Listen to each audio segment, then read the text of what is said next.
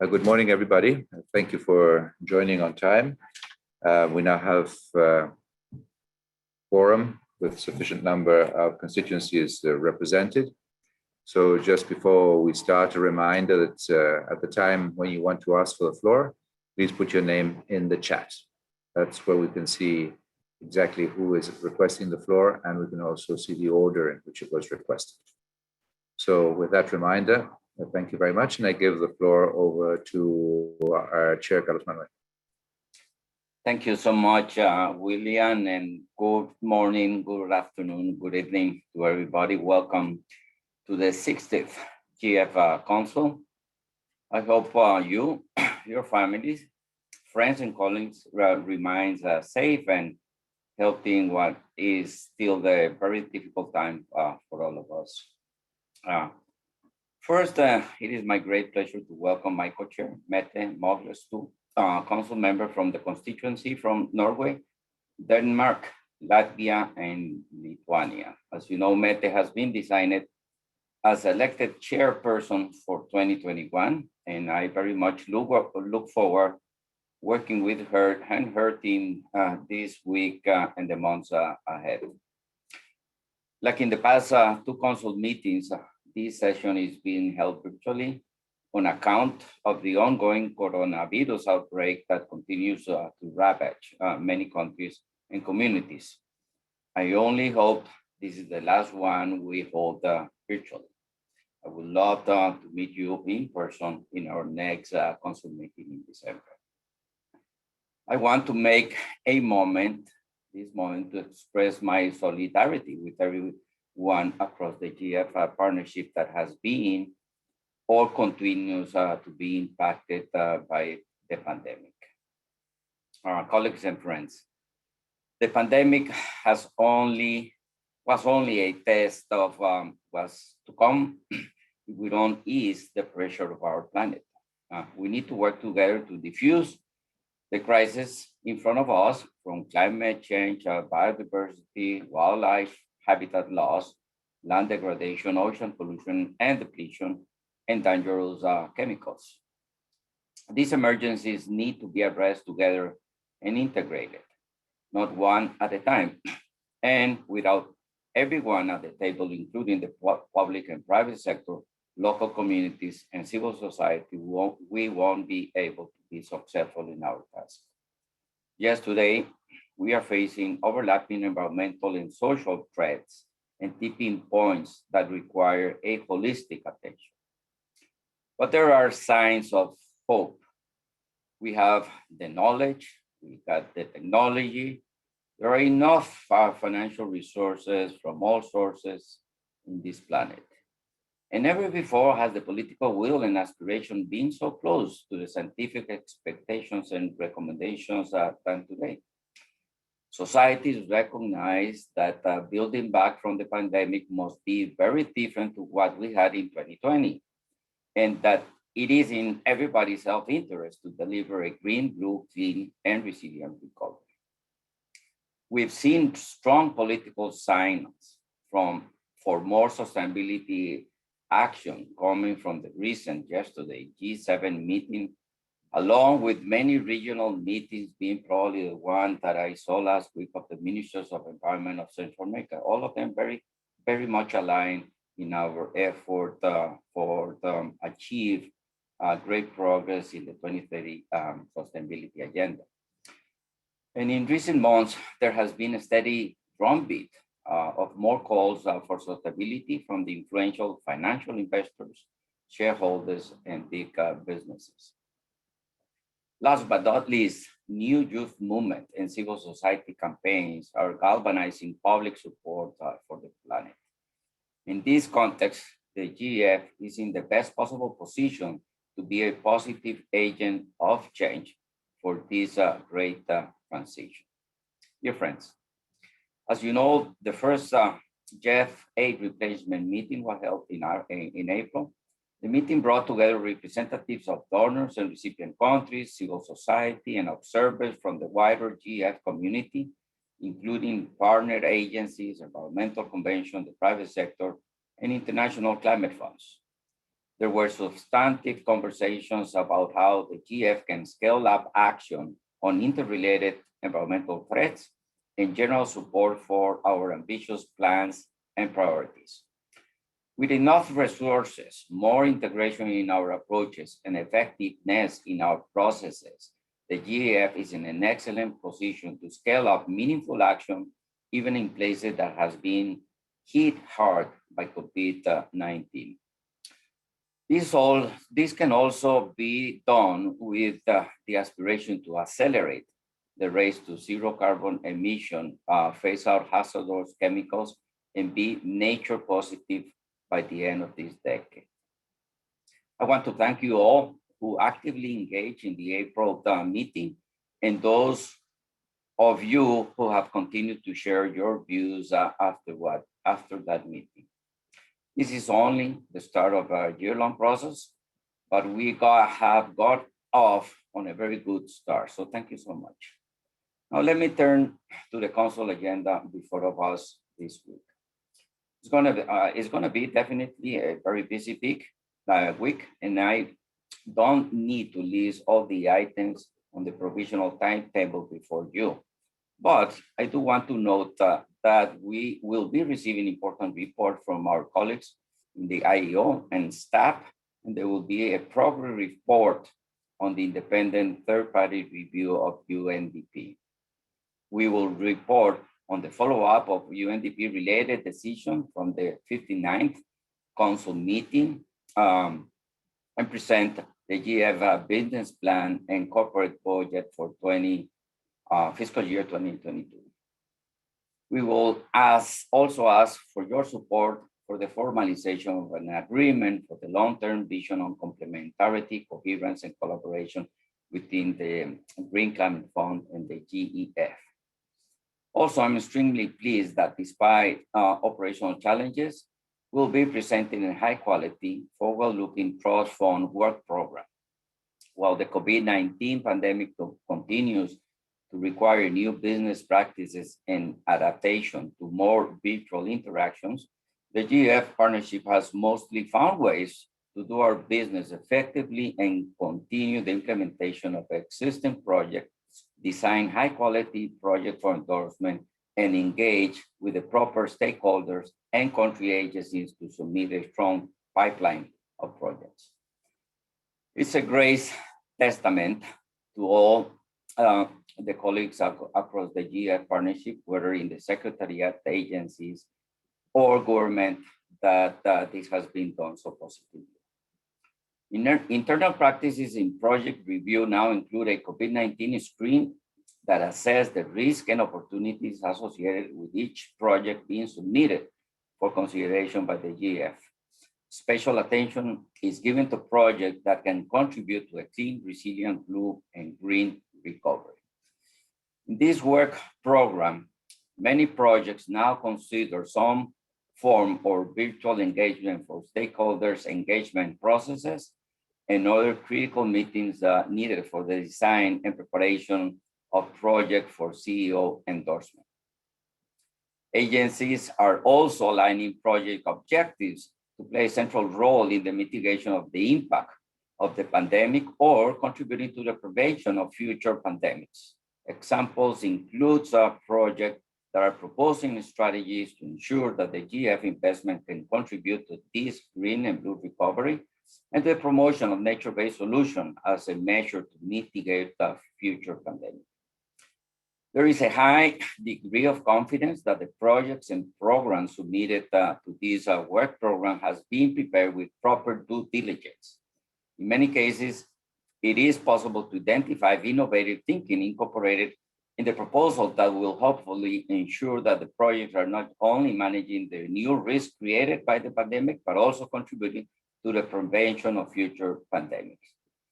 The 281 million work program is the second to last under the GF7 replenishment cycle and spans 92 countries, including 30 least developed countries and 35 large ocean, small island developing states.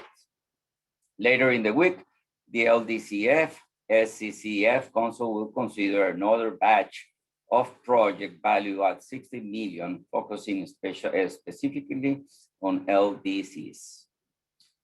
All of these will not have been possible without the excellent cooperation from everyone across the GEF partnership, and I applaud you all for your efforts. Also, it is important to say that climate resilience is high on the agenda this week. It will, of course, be focused on the LDCF, SCCF meetings, and was also the topic at the GEF CSO consultation last Friday. Many of you participated. It was an excellent discussion on the role of indigenous communities and local communities in enhancing climate resilience and achieving wider global climate and biodiversity goals. This issue will also feature in what I'm sure promises to be an exciting session Wednesday, when all the heads of the conventions will join us and be able to share and interact with all of us with regards to the many different and very challenging agendas that we have in front of us regarding the different international environmental conventions. In 2021, landmark COPs are expected for CBD and UNFCCC.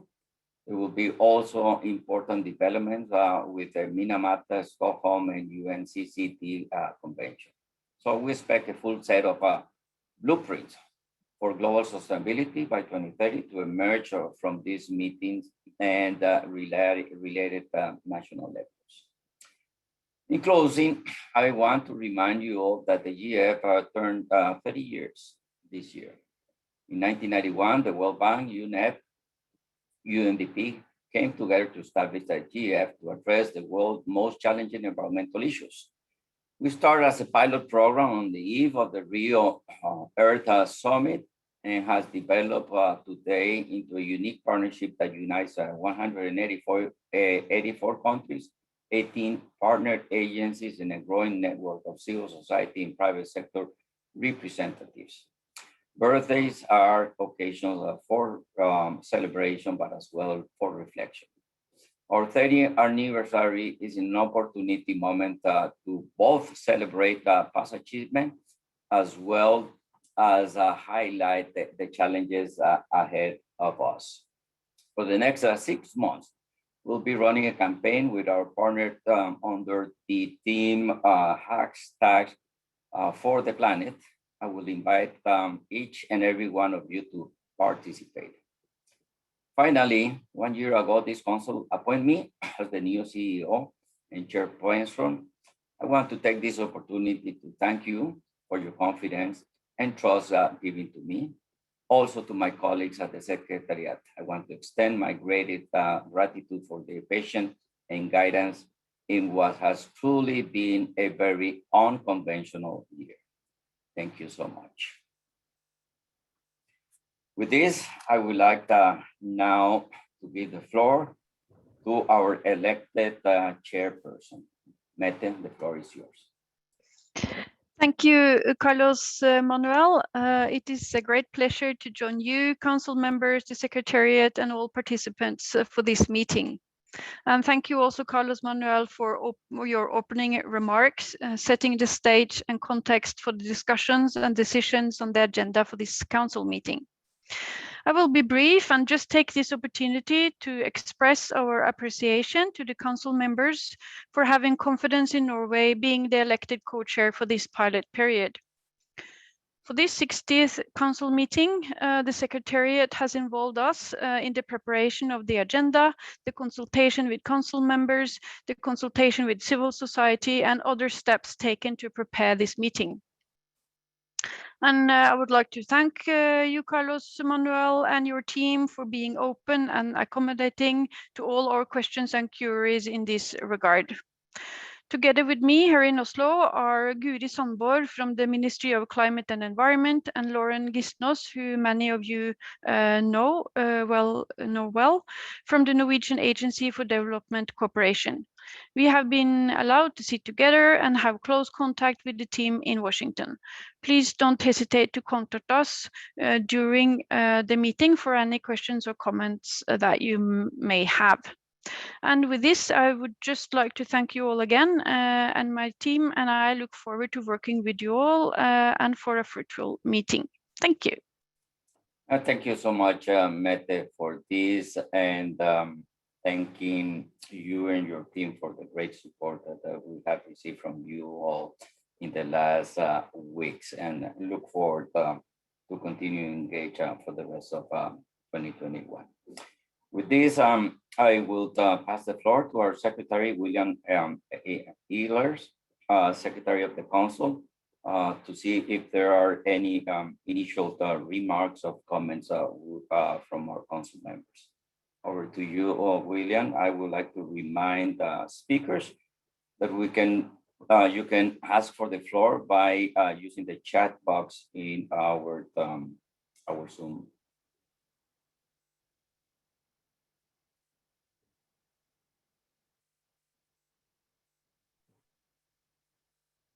Thank you. I see no one requesting the floor.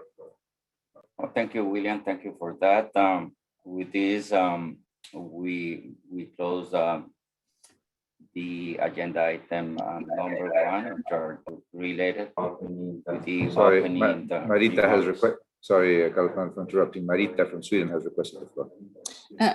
Thank you. No, it's on the other business that I wanted to come in. Oh, So later. that's Okay. yeah, Okay. yeah, thanks.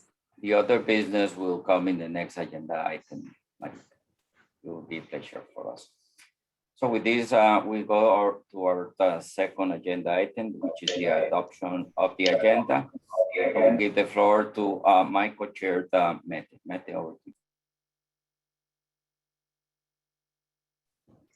Thank you very much, Carlos Manuel. Then we are on agenda item number 2, the adoption of the agenda.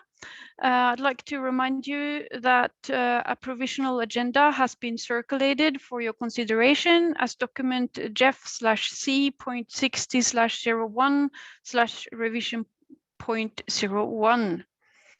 I would like now to ask the council if there are items to add under other business. And William, may you check if there are any requests for the floor? I will guess Sweden is there, as we just heard. So Marita, please go ahead. Okay, thank you. Sweden would like to address under other business the latest report of the Center for Global Development on the quality of aid, in which they rank organizations and the donor countries on 4 dimensions. The GEF has received a very low ranking out of 20 multilateral organizations.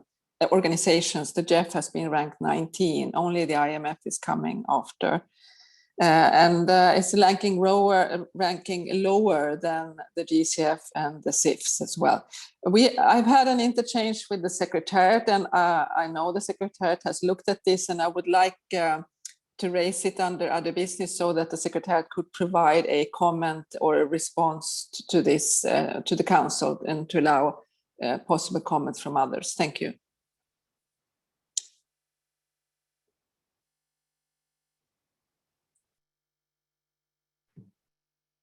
Thank you, Marita. No further requests for now. I think I can see, do I see Sano requesting the floor? Yes, yes, thank you, Mette, but only members of the council can propose items on the agenda. Okay, then I will ask the council to adopt the agenda for this meeting, including the issue raised by Sweden under any other business. In addition, we'll be looking at dates for future meetings of the council. Thank you. Okay, so in addition to the report from the global development, we will have dates for the next meetings under any other business. I see no other request for the floor. The agenda is adopted. Thank you very much. Then we will move to the next agenda item. It's agenda item number 4, the progress report on the independent third-party review of UNDP. Then on this item, I would like to invite Françoise Clot from the GEF Secretariat to introduce the background document, GEF/C.60/05, which summarizes the current status of the independent third-party review of UNDP's compliance with the GEF minimum fiduciary standards. I'd just like to highlight that the action taken with respect to Council's decision on the review of UNDP's GEF financed activities will be discussed at the next agenda item. Françoise, please. Thank you very much, Madam Co-Chair, and good morning, good afternoon, and good evening to everyone. I would like to draw Council's attention to the document titled Progress Report on the Independent Third-Party Review of UNDP, and in particular to Annex 3 of this document, which contains the reviewer's preliminary progress report. Let me provide some context for this agenda item. Council will recall that in accordance with the GEF policy on minimum fiduciary standards and the GEF policy on agency compliance with GEF policies adopted in 2016, all GEF agencies are required to provide a self-assessment of compliance with 4 key GEF policies, including the policy on minimum fiduciary standards, during the final year of each replenishment cycle. This will be applied for the first time in view of GEF 8. These self-assessments are then reviewed by an independent third-party reviewer contracted by the Secretariat, and the results are presented to Council. Nevertheless, in light of the results of UNDP's own recent OAI audit report, the Council requested at its 59th meeting in December 2020 that this process be accelerated specifically for UNDP, and that the Secretariat initiate immediately the steps to undertake the independent risk-based third-party review of compliance by UNDP with the GEF policy on minimum fiduciary standards. The Council requested that the review be completed by October 1st, 2021, well before the end of the GEF 7 replenishment period, when similar reviews for the other 17 GEF agencies are expected. The Secretariat will report back to Council on the results of this review at the 61st meeting of Council in December 2021, with a decision for Council consideration. So the independent third-party reviewer has been contracted by the Secretariat following a competitive process and began his work at the beginning of April 2021. While a draft report is not expected before September, the reviewer has provided a preliminary report describing the process, issues identified to date, and potential issues to completion of the assignment. And this report has been shared with Council as Annex 3 to the Secretariat's document. While the report deals primarily with procedural issues at this stage, there are some positive preliminary findings reported on the approach adopted by UNDP, on the intensity of UNDP's remediation efforts, and on the transparency and access to staff, data, and all other necessary inputs to the review and the reviewer himself. The Secretariat will continue to keep Council informed on progress with the review, among other issues, through the already established monthly progress reporting to Council. So we are looking forward to your comments and questions on this approach. Thank you very much. Thank you very much, Françoise, for that very clear presentation. I will now open the floor for questions and comments to this part of the report. William, may I ask you to announce the list of speakers? And I think we will take questions in groups of 3 or 4. Thank you.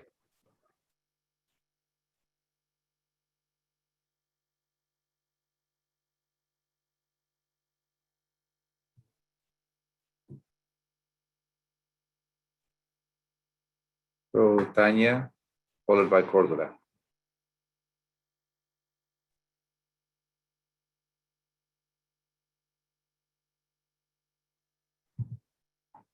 Tanya, you have the floor.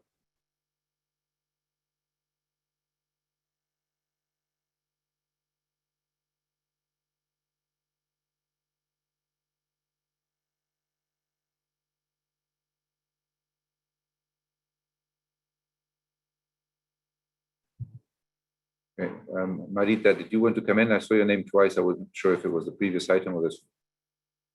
No, it's this item, but I'm Okay. further Okay, down, go I ahead. think. Well, you appeared at the top of the list here on the chat, so go ahead, please. Okay, I'm sorry, it was not my intention. We welcome progress so far and following up the decisions from the last council and the work so far on the third-party review. I will make my comments on the UNDP under this point so that I don't repeat them again later. We are also quite content with the progress so far by the UNDP implementation of the OAI audit recommendations, as well as the strong commitment that the UNDP has demonstrated at the highest level to address the problems. We will continue to follow this very closely and the continued implementation of the audit, and later the results of the third-party review that the GEF is carrying out. This is a matter of very high priority for our government. I just wanted to ask one question, and that is we note that there's also going to be, or is, an independent audit underway for the GCF financed UNDP projects. And given that the UNDP is an implementing agency for both funds, we're just wondering how these reviews will pick up potential systemic issues with the two funds. Well, I will stop there. Thank you. Thank you very much. Tanya, please. Followed by Cordula. Can you hear me now? Yes, you can. Okay. Thank you very much, and thank you, Madam Co-Chair, and thank you very much, Francois, for your introduction. And I take the floor on the behalf of the constituency of the Netherlands, Estonia, and my own country, Finland. We thank the Secretariat for the progress report and for the transparency in its work. It is important to maintain this transparency and continue an open dialogue towards Council members. Our biggest concern regarding the self-assessment relate to oversight and capacity building of the executing agencies. We look forward to seeing full compliance under these actions items, but understand that this is a larger question. We are happy to note that most agencies are fully compliant or reaching compliance before the end of the year. But as we have witnessed cases where an agency's or executive agency's oversight and institutional implementation capacity has led to serious malversations of fraud allocations, we see that it's not enough to only assess compliance related to policies, guidelines, and procedures.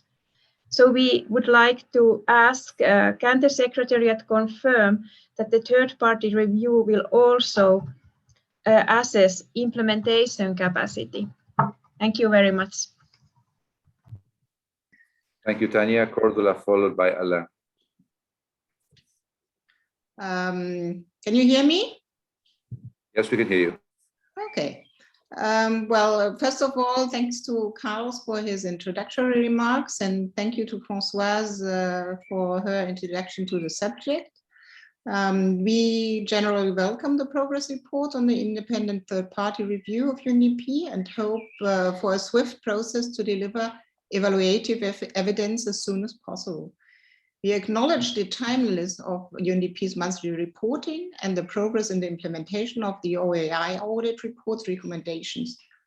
We also note with appreciation that a first follow-up audit by OAI on the management's progress in implementing the audit recommendations has been finalized. We fully endorse the application of the audit screening checklist for secondary project screenings and urge UNDP to submit all relevant checklists soon.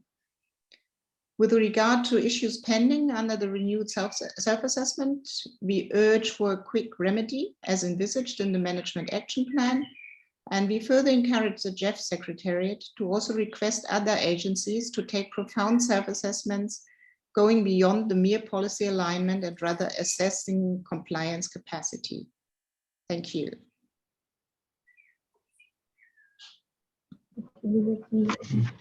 Thank you very much, Cordula. Alain, followed by Renato. Merci beaucoup. Juste un commentaire général, et je vais m'exprimer en français pour mon intervention.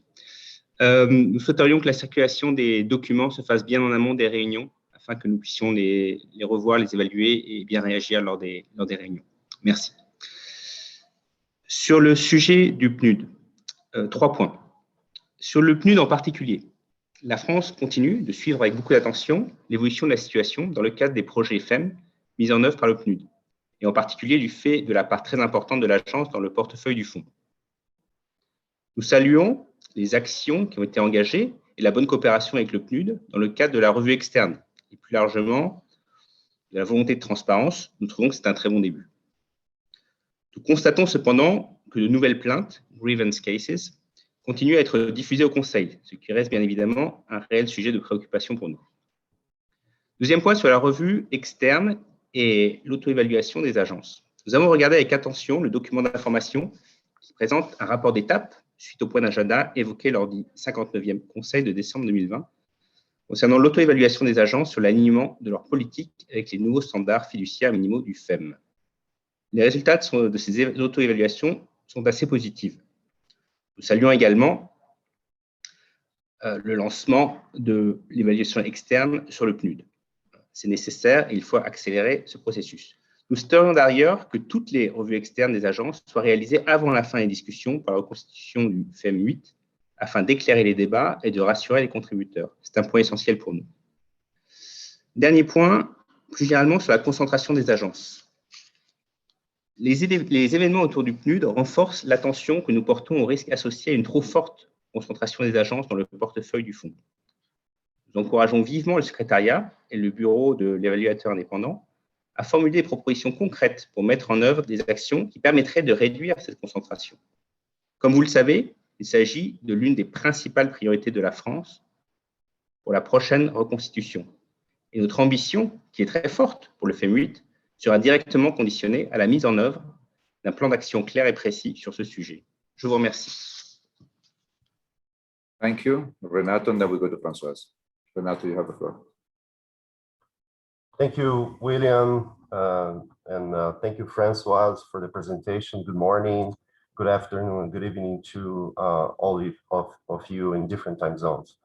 On behalf of the constituency of Brazil, Colombia, and Ecuador, we see with optimism the development of the work of the independent third-party review of the UNDP compliance and the cooperation between the GEF and that agency.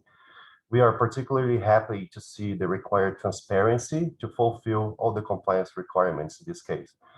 However, the UNDP review by third parties has caused significant delays in projects that are finalizing the formulation phase, and therefore the expected start dates have been delayed, causing problems in the portfolio scheduling. We suggest, therefore, reviewing this case using, for example, the capacity building initiative for transparency to speed it up. Thank you. Back to you. Thank you very much, Françoise, please.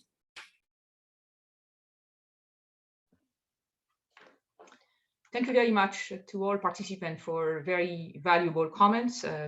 I note the support for the progress of this joint process and the encouragement to stay the course in terms of transparency, information provision, and learning curve as we all further develop in our capacity to oversee and intake this information.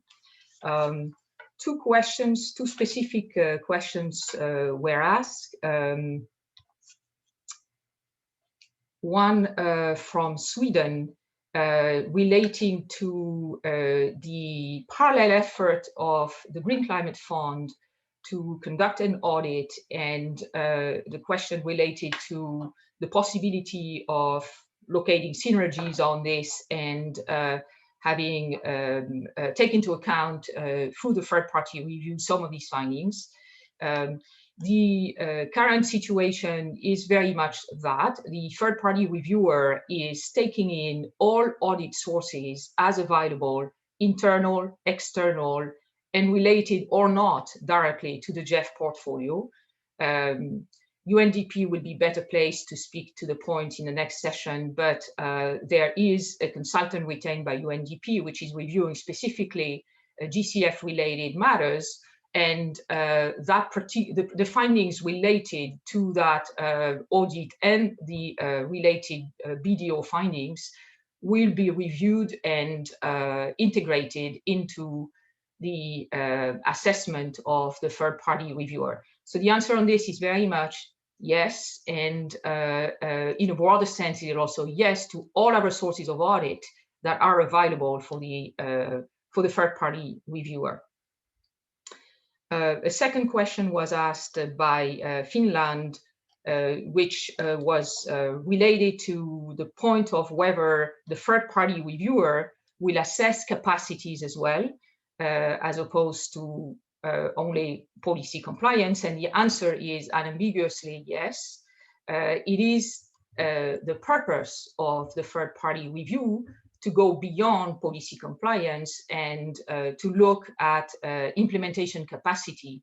Now, implementation capacity is obviously a much more detailed due diligence, and one that for the third-party reviewer will have to rely mostly on secondary sources and partially on checks at the level of country offices, which, as you will see in the work plan shared, he intends to carry.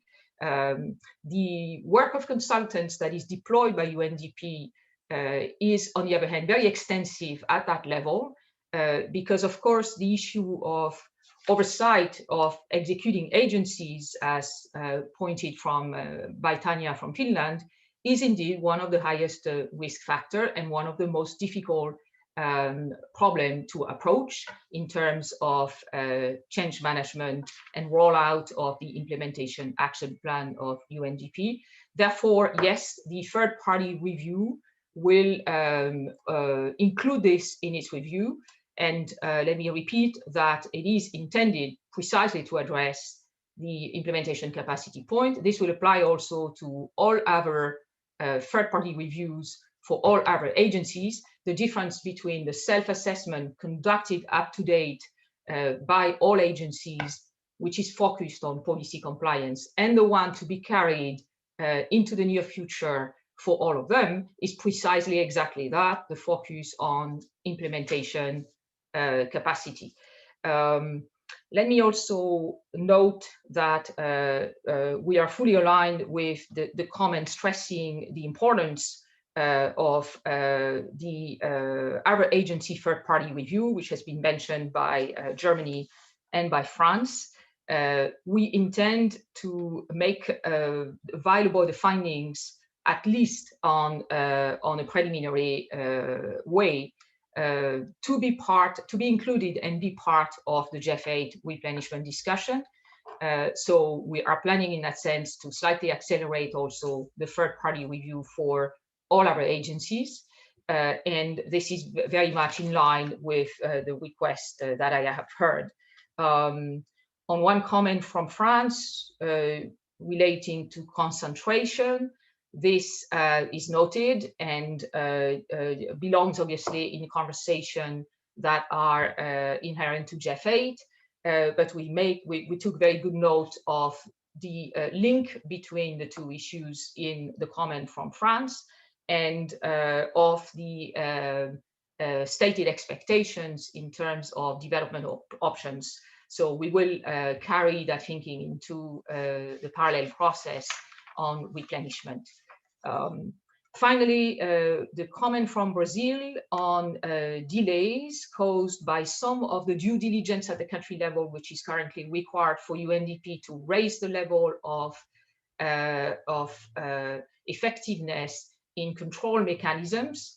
There is a trade-off, yes, and we have heard and paid close attention to reports by countries. We understand that it, in some cases, requires additional processes, additional verifications, engagements of local and regional, national and regional UNDP offices with headquarters to roll out some of the changes that are underway. So we will be keen to, of course, monitor that this doesn't convert into challenges in projects rollout for countries. But realistically, that trade-off is expected in terms of providing this additional layer of controls. And so I think what we can do on this is to keep very close attention, listen to country feedback, and continue to work with UNDP in the delicate work of dimensioning these processes for the best interest of the partnership as a whole. Thank you very much. Thank you, Francois. Next batch of speakers, beginning with Antonella, followed by Gerard. Antonella, you have the floor. Muchas gracias. ¿Me escuchan? ¿Me escuchan? Sí, lo más. Perfecto. Muchas gracias, William. Muy buenos días, muy buenas tardes y muy buenas noches a todos los colegas. Dada que esta es mi primera intervención como miembro del Consejo, me gustaría agradecer a Carlos Manuel por sus palabras de bienvenida y felicitar a Met por su designación. En segundo lugar, me gustaría agradecer a mi querido colega Enrique Altavista por todo el trabajo que ha realizado de las últimas reuniones del Consejo en representación de la circunscripción Cono Sur, y en este sentido desearle lo mejor para su próximo desafío. Y desde ya un placer formar parte de esta familia del GEF. Dicho esto, y en relación al presente ítem de agenda, en nombre de la circunscripción Cono Sur me gustaría agradecer a la Secretaría y a François por la presentación de este informe. Sin embargo, y en línea con lo mencionado por mi colega de Brasil, me gustaría señalar que se han observado retrasos ajenos a los países en los que respecta a los tiempos de ciclos de proyectos del PNUD, tanto en la preparación como en la presentación de los proyectos, debido a que existen requisitos adicionales que deben ser cumplimentados, derivados del actual proceso de revisión adicional a los que están condicionados los proyectos que se implementan con esta agencia. En muchos casos, esta situación genera un impacto negativo para los países que necesitan ejecutar los proyectos para justamente poder cumplir con los objetivos dispuestos en los convenios ambientales que financia el GEF. Gracias. Muchas gracias, Antonella. Gerard, followed by Rob. Thank you. Thank you to everybody. I would like to say good morning, bonjour to all colleagues present and also to all members of the Secretariat. Let me start by thanking the CEO for his opening remarks and also the co-chair, and also Françoise for her presentation. I would like to maybe request the Secretariat to maybe adopt a sort of holistic approach regarding this third-party review. First of all, we commend the actions that are being taken to ensure compliance to good practices. But we think that the impact on project implementation in countries need also to be considered, especially in LDCs, SIDS, and also MICs. We think that this is important because there might be a delay, as highlighted by Brazil and Argentina. There may be delays in implementation of projects But I would like to maybe take one example. It's about procurement. We know that following the incident with UNDP office in Russia, GEF does not agree that UNDP helps countries to secure procurement issues, only exceptionally. This gap in support will create some burden on countries to manage projects, process recruitment of project managers, and get consultants quickly on board. So I think that there is need to maybe look at the impact on those countries and try to be a bit more flexible. When I say flexible, in terms of maybe thinking of some extensions to countries that use UNDP as agency. If it's going to put, if this, the use of UNDP is going to maybe put pressure on countries regarding completion of projects. So maybe the GEF can come with some solution to have such a sort of holistic approach. So I would like to maybe put this forward, and I would be glad to hear from the Secretariat on what is being done to remedy this situation. I know that you will talk of capacity building, but we know that capacity building during this period is quite a challenge, because we know that consultants, they can't travel, and we know also that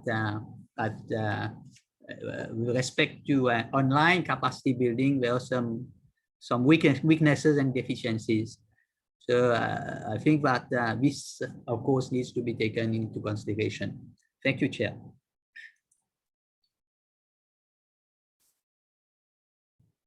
Thank you very much, Gerard. Rob, followed by Victoria. Good morning, everyone. I'm super happy to be here this morning for the 60th council meeting.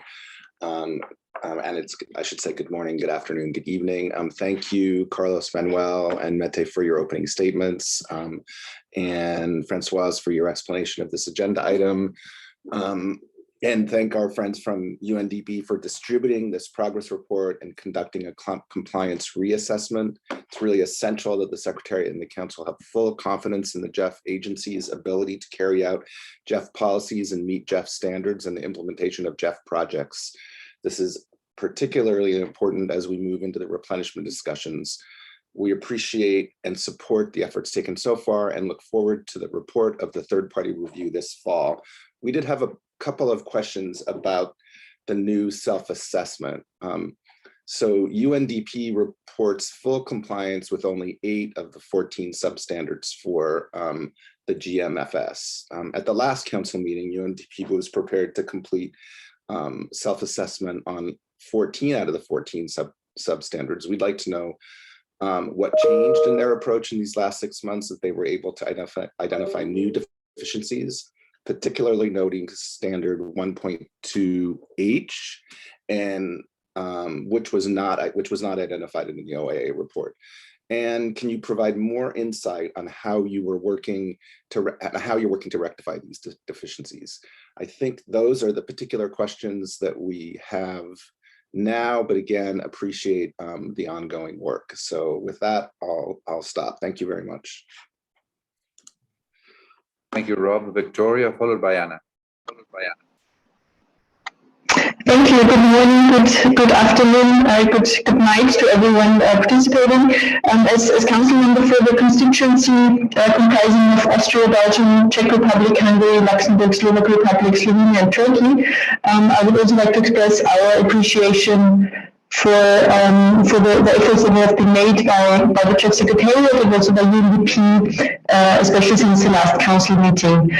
This issue is a great priority. Excuse me, Victoria, yes? Sorry to interrupt, but your sound is very bad. Is there any way that you can use another microphone, please? Or and now I don't hear you. I'm sorry. Let's try again.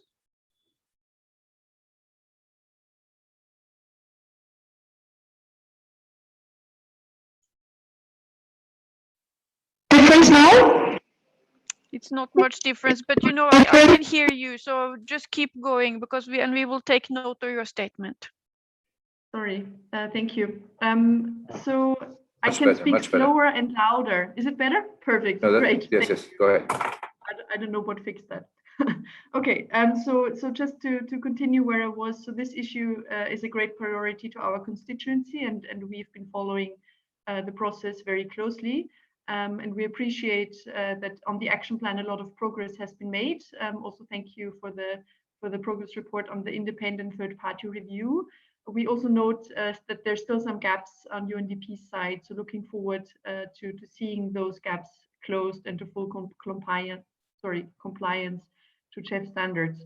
And finally, what is most important to us, as I believe to many others, is the implementation on the ground and to see real improvements in projects. So in this context, we welcome very much that François has confirmed that the third-party review will put a big focus on implementation capacity. That will be the priority for us as well for the weeks and months to come. Thank you. Thank you, Anna, followed by François. Thank you, Mr. Chair. We note that the third-party review is expected to provide the GEF Council with reasonable assurance of effectiveness that UNDP has policies, procedures, standards, guidelines, and practices in place that meet the GEF Minimum Fiduciary Standards, or GMFS. And the review has concluded that the UNDP's revised self-assessment of compliance with the GMFS as of April 30, 2021 is in its completion and provided reasonable evidence of continued policy compliance. On pages 28 to 36 of the document, the GMFS had been well elaborated and enumerated. In the column for third-party requirements, ongoing and planned, it is suggested to add pre-assessment requirements, especially for GEF activities that may have impacts during and after a program or project implementation. Overall, we took note of the progress so far achieved by the third-party independent review and the report on UNDP's good cooperation with the reviewer, and we are looking forward to the completion of the said review by October 2022. Thank you, Mr. Chair. Thank you very much. Françoise, you have the floor.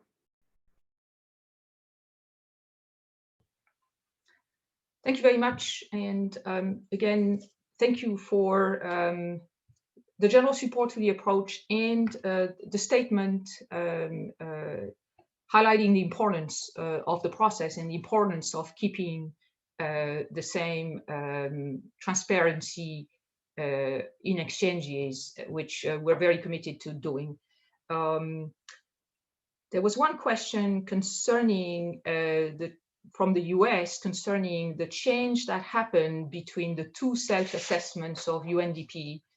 And with your permission, I would suggest that this is a question directed to UNDP rather than to the Secretariat. And as you might be aware, we have a second session shortly after the closure of this one, which is very much intended as with a broader scope for one thing, and also with UNDP presence.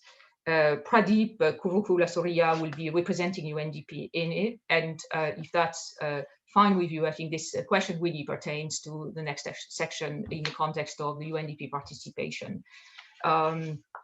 Evidently, just to add one note to that, evidently what has changed between the first self-assessment of UNDP and the second self-assessment is all the evidence provided by the internal audit, which has brought new facts to the assessment. And this is reflected in the points that are now uplifted for flags in the current self-assessment.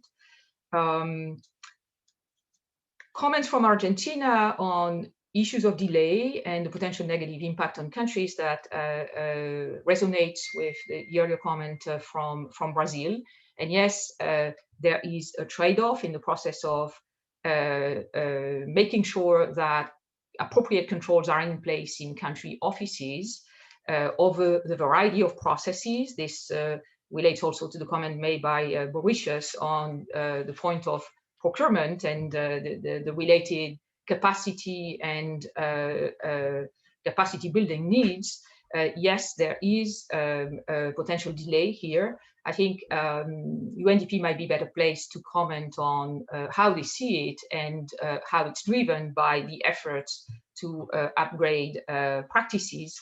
But one thing I meant to say in response to the question from Mauritius is that no cancellation has happened because of delays, right?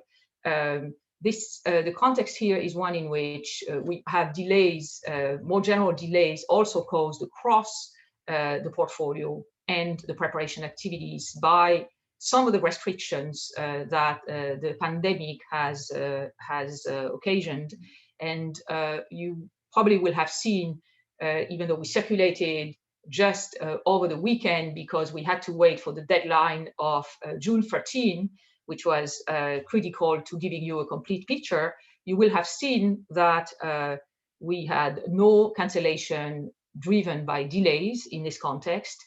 And out of the 47 extensions that have been granted, 27 concern UNDP projects, meaning that where the COVID context has been an important context to some of the delays as well, there has been a mechanic agreed by Council to actually deal with this, right? So the important point here is good work is underway and no project was sanctioned because of the context that we happen to have on COVID at the same time. So I think that covers the points I heard to date. Please, I welcome other questions if we still have some. Thank you very much. Next batch of 4, Yoshitomo, followed by Lizo. Yoshitomo, you have the floor. Yes, thank you, William, and thank you, Madam Co-Chair Mete, and thank you very much, Carlos Manuel, for your opening remarks, and thanks, Francois, for your introduction to this agenda. I'll be brief. It's rather a comment from our side. At the outset, we would like to mention that we are following this issue closely with priority. And we welcome the timely submission of the UNDP's self-assessment and progress in other evaluation work in line with the decision taken at the 59th meeting of the Council last December. While we appreciate the time and effort devoted and the resulting documentation to these works, we also think it is important that the work should lead to actual changes on the ground. I think Victoria from Austria touched on that point. And we think that would likely to take some time. So it's going to be, I assume it's going to be a long endeavor. We view the fundamental resolve of this issue as an important element in the context of GEF 8 replenishment negotiations. In case there is a gap between the third-party review and the UNDP self-assessment, we would like to have the Secretariat consider and provide possible solutions on solving the matter. Lastly, we continue to look forward to the effective implementation of Management Action Plan together with the monthly reporting and the third-party review. I'll stop there, William. Thank you. Thank you very much. Lizo, followed by Tom. Lizo, you have followed by hello Tom. to everybody. Can you hear me? Yes, we can hear you. Hello to everybody, and I'm speaking, of course, on behalf of the constituency, which consists of Norway, Denmark, Latvia, and Lithuania. I'd like to say thank you very much to the chair and co-chair for their opening of today, and Françoise for her introductory comments.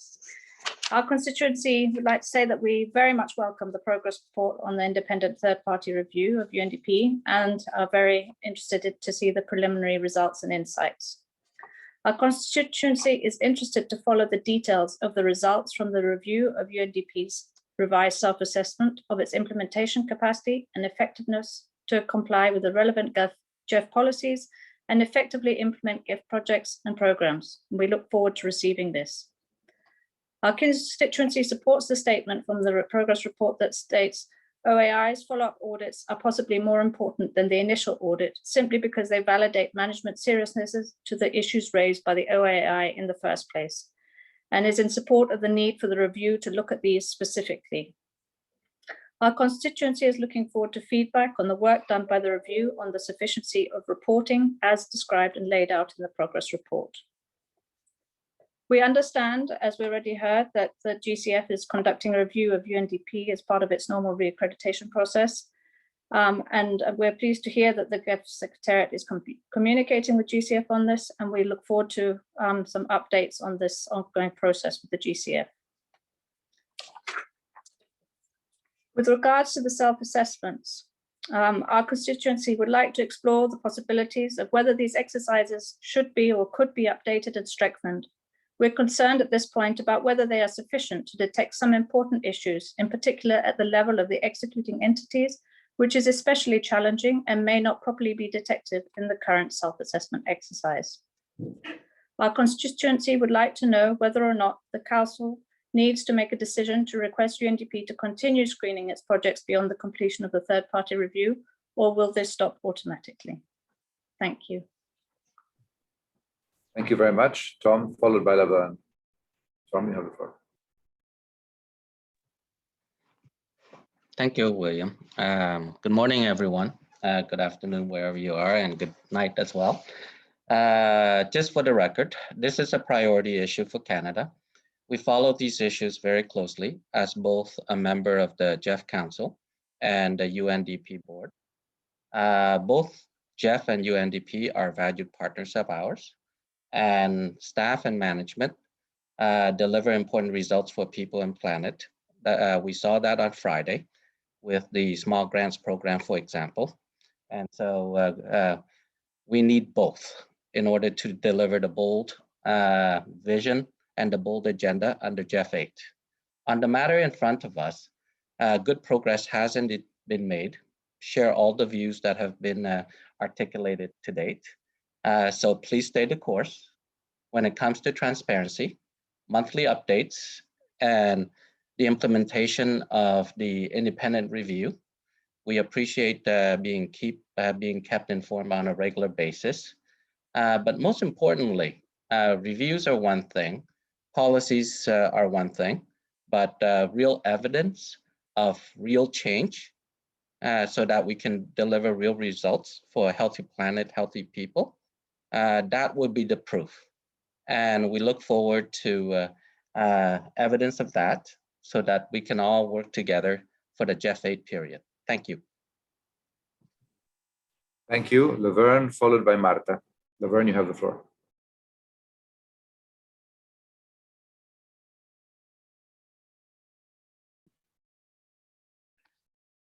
A warm Caribbean greeting to everyone, as this is my first sitting as the constituency member for the Caribbean constituency. I would like to thank the CEO, Carlos Manuel, for his opening remarks and commend our co-chair, Mete, and to thank Francois for her presentation. I would also like to acknowledge the presence of my alternate, Mr. Manthea Justin from the island of St. Lucia, and to commend our previous representative on the council, Ms. Gillian Guthrie, for excellent representation. In regards to the agenda item, the Caribbean constituency supports the continued work in regard to the third-party review of the compliance of UNDP with the GEF minimum fiduciary standards. This process has commenced with UNDP, but it is anticipated that this process will be expanded to include the other GEF agencies, in addition to the self-reporting process already in place. This is critical in ensuring accountability by the agencies in regard to the resources entrusted to them by the GEF and both the donor and recipient countries, for if these entities fail in the role and responsibility for which each is selected, the GEF and the countries will fail to achieve global environmental benefits. We lend support to our recipient countries, Brazil, Argentina, and Mauritius in regards to their input. And we ask the GEF to work as closely as possible with all the member states in order to ensure that we resolve all issues in regards to delays and to also enhance the capacity building that is required. There has been a concern that creates an overhang in this process, which pertains to the large proportion of resources managed by the UNDP in comparison to other GEF agencies. The Caribbean constituency uses this opportunity to emphasize that in keeping with country ownership, the GEF agencies are selected by the countries to partner in the execution of initiatives undertaken. Therefore, the size of the UNDP portfolio is reflective of the decisions of the individual countries and the continuous assessment of performance by each country. The Caribbean constituency would want the Council to support countries in their selection of GEF agencies. In addition, the GEF is requested to consider the inclusion of regional and national institutions for accreditation in order to widen the number of agencies that will be available to recipient countries for partnership. Therefore, the following recommendations are put forward. The development of a baseline assessment on the GEF website through a portal where regional and national institutions can undertake a quick evaluation of their operations to ascertain whether they do have the basic capacity and institutional arrangements. 2, a means of support established under the country support program that can be used to lend assistance to institutions in strengthening the identified shortcomings. And 3, as the GEF aims to enhance coherence, complementarity, and collaboration with other mechanisms, that consideration be given to the inclusion of regional and national institutions which have been successful in achieving accreditation under other mechanisms with equally robust fiduciary, environmental, social, and gender policies and safeguards to reduce the cost implications to the institutions. Thank you for the opportunity. Thank you very much, Laverne. Marta, you have the floor, followed by Françoise. Thank you, Chair, and thank you everyone for your presentation. I will intervene in Spanish. So, pues muchas gracias por los esfuerzos realizados. Como a otros, esto es un tema de gran importancia para España y valoramos todo el trabajo realizado para los progresos que podemos ver ya. En este sentido, queremos también agradecer la información que ha proveído Françoise en relación sobre el evaluador independiente, sobre la información preliminar que se va a proveer, que es de gran interés y utilidad para nosotros. También sobre para dar respuesta a los retrasos que se han producido como consecuencia de estos requisitos más exigentes, y agradecemos cómo ha respondido el jefe al respecto para de forma automática aprobar dichos retrasos. Y por último, queríamos apoyar la propuesta de Francia respecto a la concentración. También es un tema que nos preocupa. Entendemos la concentración como que favorece el aumento de riesgos tanto reputacionales como financieros. Por ello es necesario un análisis profundo sobre la cuestión y valoramos que la Secretariado lleva a cabo este análisis, y al respecto queríamos apoyar esta propuesta por Francia. Gracias. Si bien también, también quería destacar que este análisis tiene que tener en cuenta que no se debe vulnerar el acceso por determinados países a los fondos del GEF. Gracias. Muchas gracias, Marta. Françoise, you have the floor.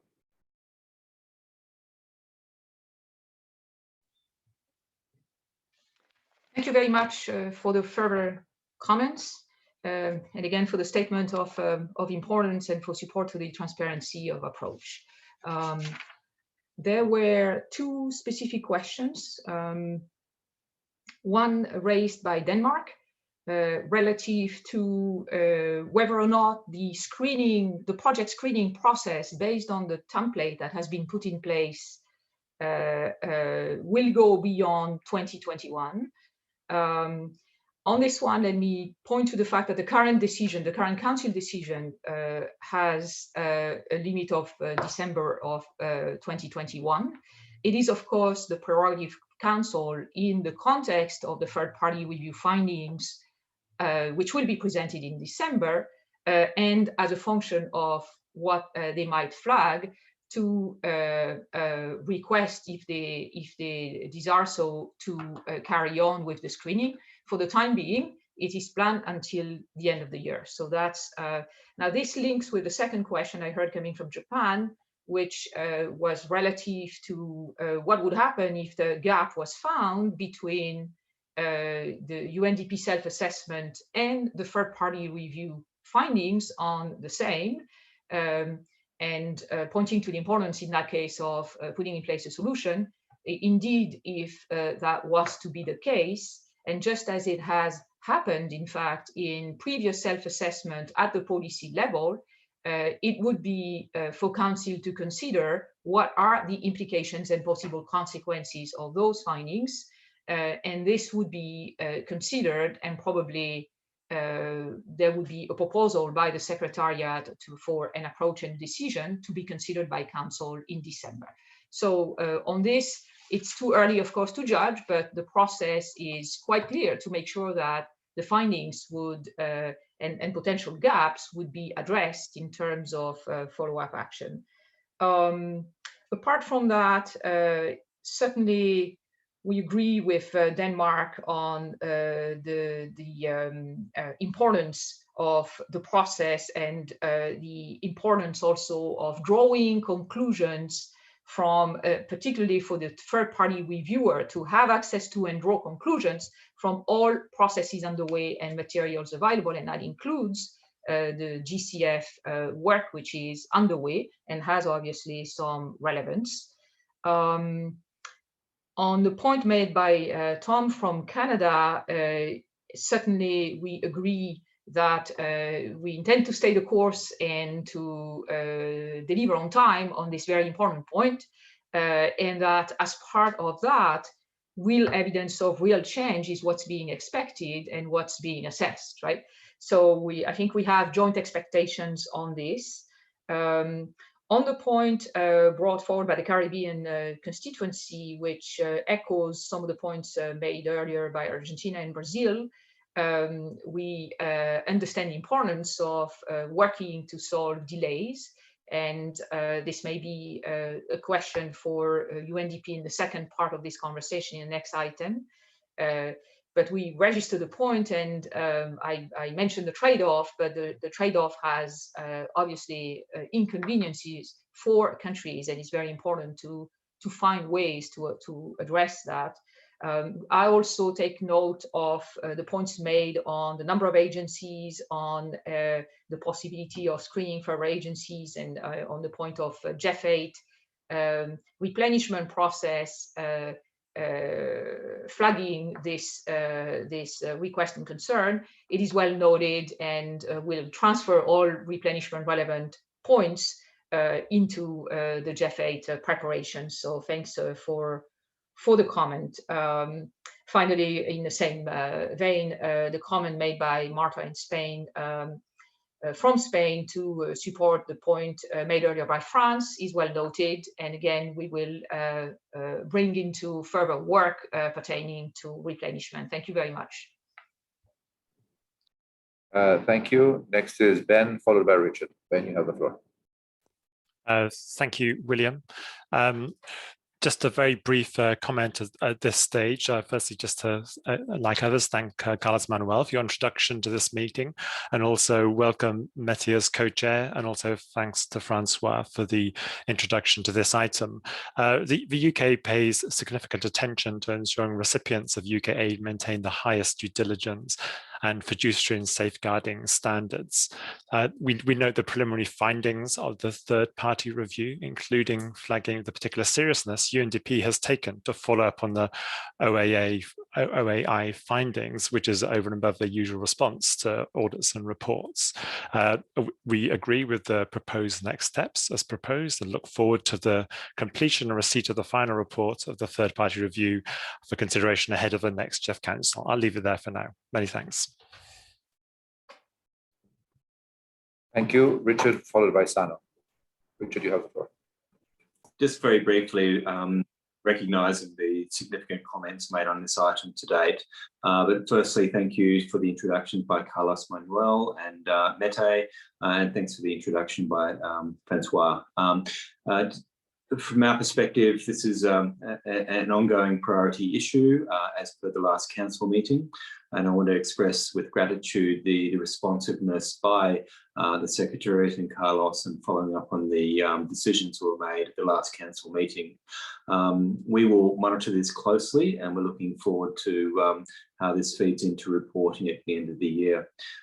Just on the question of the feed through to the GEF 8 replenishment process, we agree the need to look at these issues. And on the question of concentration and risk management, simply note that that analysis will need to take account of regional differences. And if we're looking at regions of small island development countries, the Pacific specifically, there are real issues with moving away from that concentration level, and that needs to be managed very carefully in the context of approaches moving forward. Thank you. Thank you. Sano, followed by Kuyangu.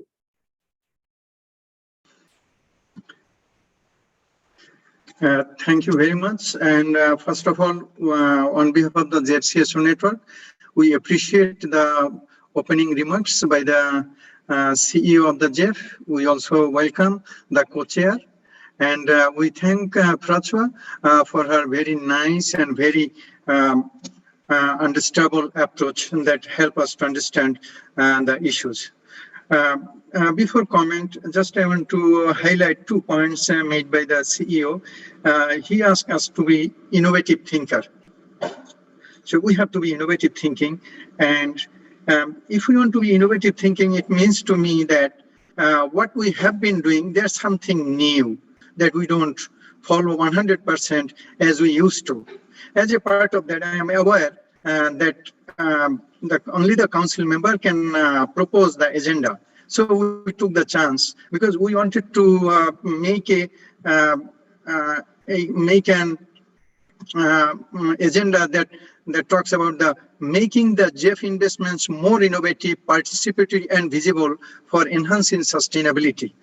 However, I got the chance to talk, and then I am sharing, and I will try to reflect through different agenda items so that the message can be shared. Thanks again. So 2 general comments on progress report and capacity building. So progress, when we talk about not only this progress report, when we talk about any progress report, then before doing that progress report, there should have some guiding instructions that tells from where it starts and where it want to go. Because if not, then at the end of the evaluation or end of the progress monitoring or reporting, and then whatever the suggestion comes, recommendations comes, it really doesn't reflect what we wanted to get. So it should have entry points, it should have end points, and it should go step by step following some certain process and indicators. Similarly, when we talk about capacity building, again, just organizing a workshop or training or 5 workshops or 20 workshops does not mean that capacity is built, because this is something ongoing. We need to do the need assessment, what capacity who needs, and based on that need to develop the capacity building strategy.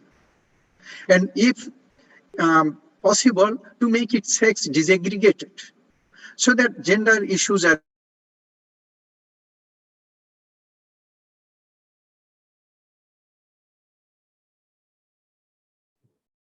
We've lost you, San.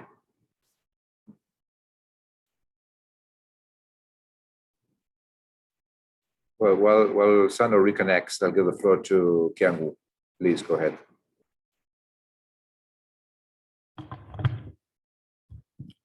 Thank you, Chair and Co-Chair. Let me start by thanking the Secretariat for the excellent preparation for this GEF Council meeting. First of all, I would like to echo the points made by... Hello? Yes, thank you, Sano. We'll give you the floor back in a moment. So I'll continue with Kyang-woo, please. Go ahead. Okay. Again, I would echo the points made by my Argentinian and Brazilian colleagues on this specific issue. On this issue, I have 2 brief points to make. First, we welcome the recent progress of the third-party review UNDP updated self-assessment and its monthly reporting. And we hope that UNDP could take essential actions to ensure policy alignment with the GEF minimum fiduciary standards. And we are looking forward to the Secretary for its further findings and the report back to us. My second point is that UNDP is clearly GEF is a very important implementing partner, and like many other countries, we would emphasize that UNDP is of great importance to their cooperation with GEF. UNDP GEF projects, as everybody knows, that accounts for 31% of GEF 7 resources. And in this sense, we hope that GEF could work on secondary project review in a timely manner and avoid negative impacts on related projects endorsement or approval process. Thank you, Co-Chair. Thank you. Sandra, let's try again where you left off. Please go ahead. Yeah, thank you very much. Again, and I'm really sorry for this weak connection. So continuing from the earlier discussion, so the report, the Annex 1, the summary of UNDP revised self-assessment, we see it is showing that capacity and compliance rating, it is full. And yes, most of the elements are like that. We appreciate. This is good. But my question is, would you kindly clarify a bit more what particular processes you made to achieve this full target achievement, or you made it 100% yes? You did not show 100%. And then second point in para 4, it talks about the Secretariat has separately undertaken a preliminary review of the revised self-assessment for completeness, reasonableness, and consistency. And it also ranked. So based to our understanding, we need to see to what extent the completeness is there, to what extent the reasonableness is there, and to what extent the consistency is there. So our recommendation is it should set up certain scorecard, as for example, from 1 to 10, and define under what condition we can claim we achieved 1, after what condition we achieved 2, under what condition we achieved 5, 6, 7, 8, 9, 10. Then that can add value, because it is showing that 5 out of the 10 core indicators reached 100%, something like that. So this summary, this comments applies to all progress report, because progress report should have entry and endpoint. Thank you so much. Thank you very much. So now I'll give the floor back to Francoise, followed by Carlos Manuel.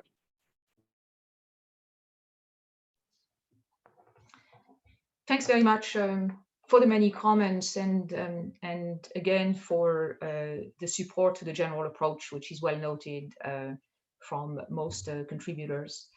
I note as well, in the absence of direct questions, the point brought by Australia on the importance of looking at the concentration issues, both under the light of risk for the partnership, but also under the light of access by the countries that are most challenged in terms of number of represented GEF agencies. So joining with the Caribbean constituency, we make very good note of that, and we'll take the thought into the replenishment process for further information. I also note the statement by China and the general support to the approach and the expectation to consider detailed findings in due course for better assessment. On the point brought up by Sano in representation of the CSO network, thanks again for the suggestion, and certainly it is a very important point, as you stated, that detailed findings will be available in the assessment of the implementation effort following OAI report, and further question can be directed to UNDP in the next session. I also note the important points you stated of the importance of tracking capacity building efforts in a way that is result-minded and oriented towards real capacity improvement, and the importance of having ways of checking that this is indeed happening. The points that you suggested in terms of passing a judgment on completeness and on reasonableness, as well as the details that pertain to reviewing the self-assessment of UNDP, will be indeed considered by the third-party review, and that's exactly what we all need in terms of further findings to inform this discussion. So just reassuring that this process is indeed underway. Thank you very much. Thank you very much. Carlos Manuel, you have the floor. Oh, thank you so much to all council members for their different statement, intervention, and questions. And also I would like to thank Francois to being able to respond to questions and react to the many different comments. It is evident that it's too early into the process of the third party review process to draw any conclusions, but there are some positive preliminary findings reported on the approach adopted by UNDP. The sufficiency UNDP remediation efforts, transparency and access to staff, data, and many other necessary inputs for a proper review has been very important, and I want to thank UNDP for that. We at the Secretariat, we continue to keep continue to keep the Council informed on progress with the review and whatever other issues are to the already established monthly progress. I would like to say that GEF 7 represents the first replenishment period for which this process of self-assessment and independent review has become effective. Therefore, this is the first time that this process is deployed, whereby we look to assess two things. One is the policy compliance by the agencies, and the other is the implementation capacity. So the approach to the UNDP review is seen as to us at the Secretariat as a very important precedent for the other agencies' work that we should begin doing it in 2021, and that without any doubt we will accelerate because it is crucial and important in the concept of complying with the upgrading GEF minimum fiduciary standards that were approved in 2019. So thank you so much. Over to you, Matt. Thank you very much, Carlos Manuel, and thank you all for your questions and comments to this progress report of the third party review. Thank you also very much to Francois, which has clearly responded to your comments and questions. I guess that UNDP has been listening in, and I encourage UNDP to address the questions asked to them in the next session. So with this, our discussion of this agenda item is complete, and I invite the Council to adopt the draft decision that is included in document GEF/C.60/05.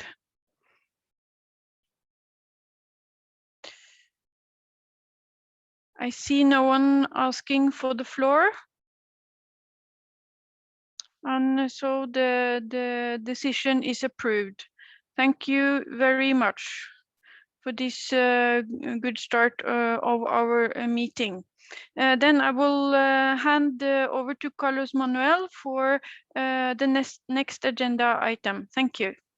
Thank you so much, Mette. Now we go to agenda item number 5, which is a follow-up of a UNDP-related decision from the 59th Council meeting. I would like to invite Francois Clot to present an oral report to Council on the actions taken by the GEF Secretariat to fulfill this 59 Council decision related to UNDP. Francois, the floor is yours. Thank you very much, Chair. As you know, the Council requested at its 59th meeting in December 2020 that matters related to UNDP be on the agenda of the 60th meeting in June 2021, so that Council may be informed both by UNDP and by the GEF Secretariat on latest developments. The document prepared by the Secretariat that we have just discussed, the progress report on the independent third-party review of UNDP, contains in fact 3 main components informing Council of latest developments. The first one is a summary of Secretariat activity related to the UNDP issue. A second one is a completedness review of UNDP's revised self-assessment. And the third one that we just discussed was the independent third-party reviewers' preliminary progress report. On the first of these components, we report on the various activities undertaken by the Secretariat, which include the contracting of the reviewer, as you know, the receiving monthly reports from UNDP on action plan implementation progress, the reviewing of these plans and the circulation to Council on a monthly basis of an update of all relevant activities. Then the developing of the project checklist template with UNDP that now accompanies all projects submitted by UNDP, and the internal review for completeness of this checklist as part of the project review process. And finally, the making available of the project checklist to Council members in parallel to their own reviews of projects being included into the work program. So all these steps have been conducted in parallel. And if you have any questions about those, this is the session to ask them. On the second component, as one input to the independent third-party review, the Council also requested UNDP to submit to the Secretariat an updated self-assessment of its compliance with the GEF updated minimum standards. This was requested by May 1st. We have alluded to it already in some of the questions. I'm pleased to report that this has been done and that the self-assessment has been provided to the independent third-party reviewer for further review. In addition, as you might have seen in the document, the Secretariat and its own expert reviewer have reviewed the submission from UNDP and have determined it provides a complete and reasonable basis for further analysis by the independent third-party reviewer. And the summary of that review conducted by the Secretariat with the help of its expert reviewer is attached as an annex to the report. That's Annex 1, right? Finally, the preliminary report of the reviewer has been attached and was the subject of discussion under the previous agenda item. So this is to bring together all the various elements of this follow-up set of actions and welcoming potential further questions on them. So in way of a summary, I would basically submit that the work of the Secretariat is proceeding in line with all Council requests as approved by the 59 Council, and that it is on track to meet the deadlines set by Council. And again, it's too early for findings to have emerged, but there's good collaboration, good access, and information flows. supporting what is to date a very informative process. Thank you. Thank you so much, Francois, for your summary. Now I would like to invite Pradeep Kurukula-Surya, Executive Coordinator and Director of Global Environmental Finance at the UNDP, to present an oral report to Council on the actions taken by the UNDP to fulfill this 59th Council decision related to UNDP. After Pradeep's intervention, I will be opening the floor for questions and comments. And once we have exhausted the list, I will invite Francois and Pradeep to respond to the question. But I would like to also inform Council that I will open the floor once more for a second round of questions and comments if it is needed. So Pradeep, thank you for joining us today. It's a pleasure to see you. The floor is yours. Thank you, Chair, and indeed thank you, Council, for the opportunity to provide you with an update of the ongoing work at UNDP. Let me first start by saying that in this critical decade of action, UNDP, together with partners such as the GEF, United Nations System, MDB, civil society, and government, is currently working in over 170 countries and territories to tackle a number of urgent challenges. We're providing support to 83 countries around the world on COVID response in order to help them inform and support countries with their recovery efforts. As the largest implementer of climate action in the UN system, UNDP's post-Paris climate commitment, the Climate Promise, is currently supporting more than 118 countries to deliver ambitious NDCs. UNDP's presence in more than 50 SID, small island development states, 46 LDCs, 57 fragile states is an important conduit of assistance to vulnerable communities, those most deprived of assistance, and to tackle the consequences of climate change, alleviate poverty, and rebuild a societal structure based on long-term sustainability and equal opportunities for all. For many, UNDP is an important and sometimes the only conduit of support. This presence has enabled the UN to be present in a number of critical contexts, and not only the easiest ones, and has enabled partners, including the GEF, to benefit in channeling funds to countries operating in difficult circumstances where institutional settings don't lend itself to direct support. So as we partner to tackle the enormity of the global development and environment challenges that we're all confronted with, we recognize now more than ever that it is critical to have strong systems as well as implementation to enable our partners and client countries with whom UNDP works to meet the complex development needs that are present today and will likely intensify over the next 10 to 20 years. For some countries that are more reliant on UNDP's assistance than others, it is even more imperative to ensure that effective and robust systems are in place to support national implementation and foster country ownership. It is in that vein that UNDP is deeply committed to the GEF partnership. The GEF goals are fully embedded in UNDP's strategic plan, and UNDP's track record of supporting countries to deliver integrated global environment and development benefits is evident. UNDP is proud of the 30 years of the partnership since the GEF establishment, and through that, the assistance to more than 160 countries to access $6.5 billion of assistance. It is in that context that the audit requested by UNDP's administrator, conducted by UNDP's Independent Office of Audit and Investigation in 2020, is a critical input to strengthening UNDP's efforts in this decade of action.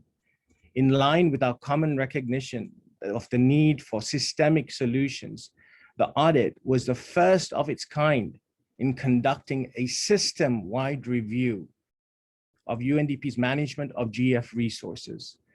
The audit findings are therefore an important input to enable UNDP to focus its efforts on the systems and procedures, and most importantly, to the point that a number of council have raised, their application that needs, in some cases, strengthening for far more effective delivery of results on the ground.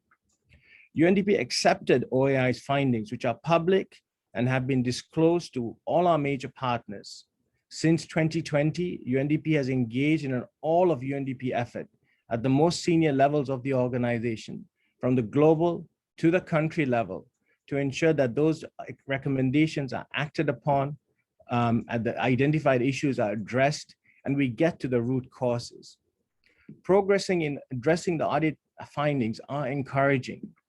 24 out of the 31 management actions have already been completed, of which 22 have been assessed by OAI to be fully implemented. The remaining 7 are on track to be completed as per the timelines that UNDP committed back in December last year.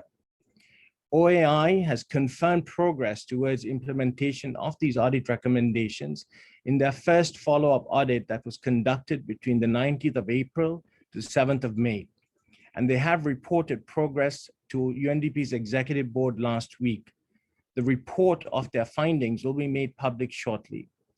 I would also like to inform you that OAI will conduct a second follow-up audit later this year in order to ensure that there's checks on the application of it with the benefit of time that has passed.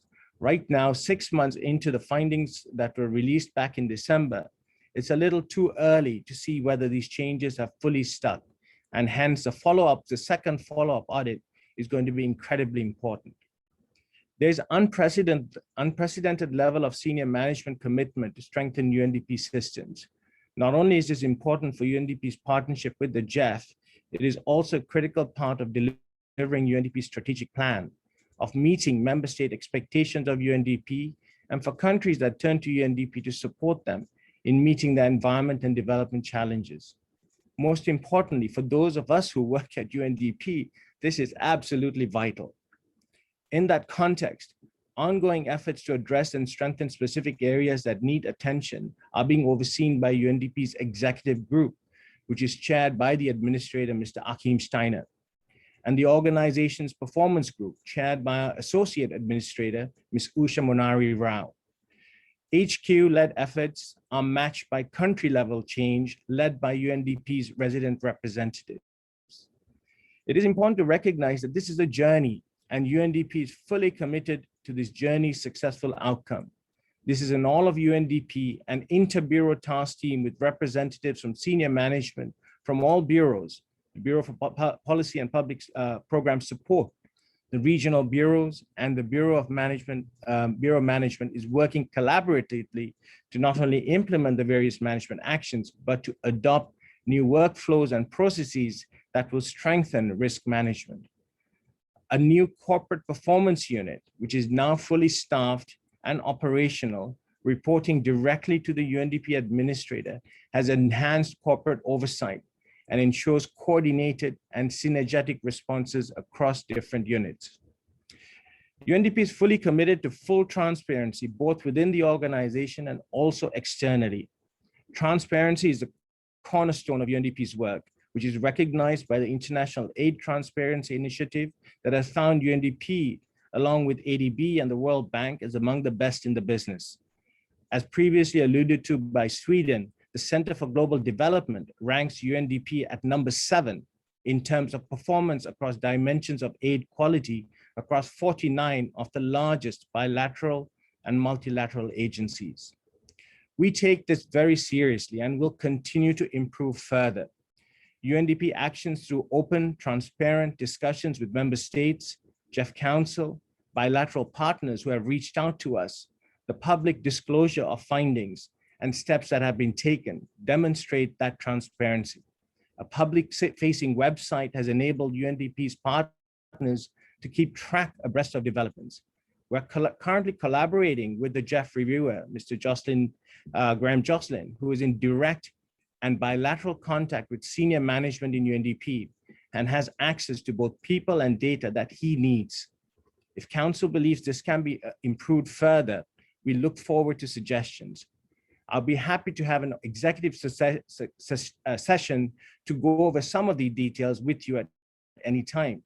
However, I do ask for your understanding that UNDP cannot make public information that pertains to ongoing investigations and management actions, which must remain confidential to protect ongoing cases, the rights of individuals affected, and to safeguard due processes such that actions can be taken. UNDP has arranged for external parties, EY and BDO, and I'm happy to inform you that EY is here present at this meeting to conduct independent assessments of UNDP systems, to review against industry standards and indicate what additional measures can be undertaken to address issues seen at the field level, where improvements we recognize are needed. Full access has been given to external parties. Management is now addressing with unprecedented determination the inevitable wear and tear signs that large decentralized organizations accumulate over time. We have treated the recommendations of EY and BDO together with those of OAI as a package of enhancement and maintenance measures that will strengthen our systems further and make them fit for purpose. UNDP is fully committed to ensuring these changes are sustainable and take place as part of our ongoing journey. And our objective is to ensure that our internal oversight and fiduciary standards are aligned to meet our core objective of zero tolerance for any form of mismanagement. In terms of the implications of these changes and questions that have been raised in terms of the submission of CEO endorsements, I would like to say the following. In December last year, we had 173 projects that were at the PPG stage that were meant to come in for CEO endorsement. As of now, 71 have been submitted, along with the necessary checklists and due diligence associated with our partners. The remainder will be submitted on time and no cancellations have been realized. Delays have occurred, but they have to do more with COVID-related realities than the burden of preparing checklists. But we do acknowledge that these checklists are some questions of our implementing partners whose oversight, where we must ensure that oversight systems are as strong as they need to be. But we do not expect any cancellations of any project that remains to be submitted for CEO endorsements. In terms of the question from the US as to why 1.2H was in our second submission deemed to be partially compliant, that has to do with the fact that the OAI findings found issue with the application of that policy. It was therefore not possible logically for us to say that we are fully compliant both on policy, which we are, as well as application until the OAI management actions are fully implemented. I would also add to that there's a further a review, an assessment, an audit, in fact, that will be conducted by OAI of our implementing partners later this year. That too will have certain implications on how we manage nationally implemented projects, and we will need to take action once the findings of that audit are found. Finally, I will say that this has been an incredible feat to realize in a short few months, and there will be no easing up of our razor-focused efforts to strengthen risk management. Work that has commenced over the last 6 months will continue over the months ahead as our systems have been updated to ensure an augmented culture and practice of managing risks. We're well aware of the challenge given UNDP's involvement in 170 plus countries and need your support. This is a collective effort and we embrace our obligations and responsibilities in this critical partnership in this decade of action. UNDP will lend all of its support to the GEF CEO, Council, and all our partners that we work alongside to ensure that there's a strong GEF 8 replenishment as we celebrate the 30th anniversary of the GEF. Thank you, CEO. Thank you so much, Pradeep, for your report. Thanks for reacting to comments and answering questions from the previous agenda item. I personally thank you for the offer of organizing executive sessions with whatever the council members would like to have with you and your team. So I thank you so much. With this, I would like to open the floor to consult for any questions and comments. Our secretary, William, will be announcing the list of speakers. Over to you, William. Thank you very much. First, we have Conrad, followed by Ornella. Thank you, William, and thank you, Françoise and Pradeep, for this introduction to this item number 5. Of course, the discussion that we'll have, there are some overlaps with what we have discussed under the previous item, and therefore I cannot avoid to come back on some issues which we had also previously have been raised by some colleagues. As previous speakers, we very much appreciate the follow-up that has been given to the decisions that we have taken in December. We also highly appreciate the transparency that UNDP has shown in this regard, both in its public disclosure of information on the website, the monthly update reports to GEF, and also the open information and exchange and response to our questions during briefings for the Council. This is all very much appreciated.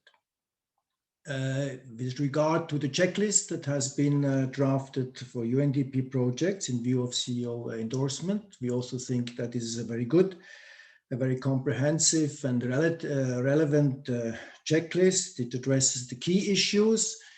It allows UNDP to provide qualitative and reflective information on the situation, notably with regard to the country offices.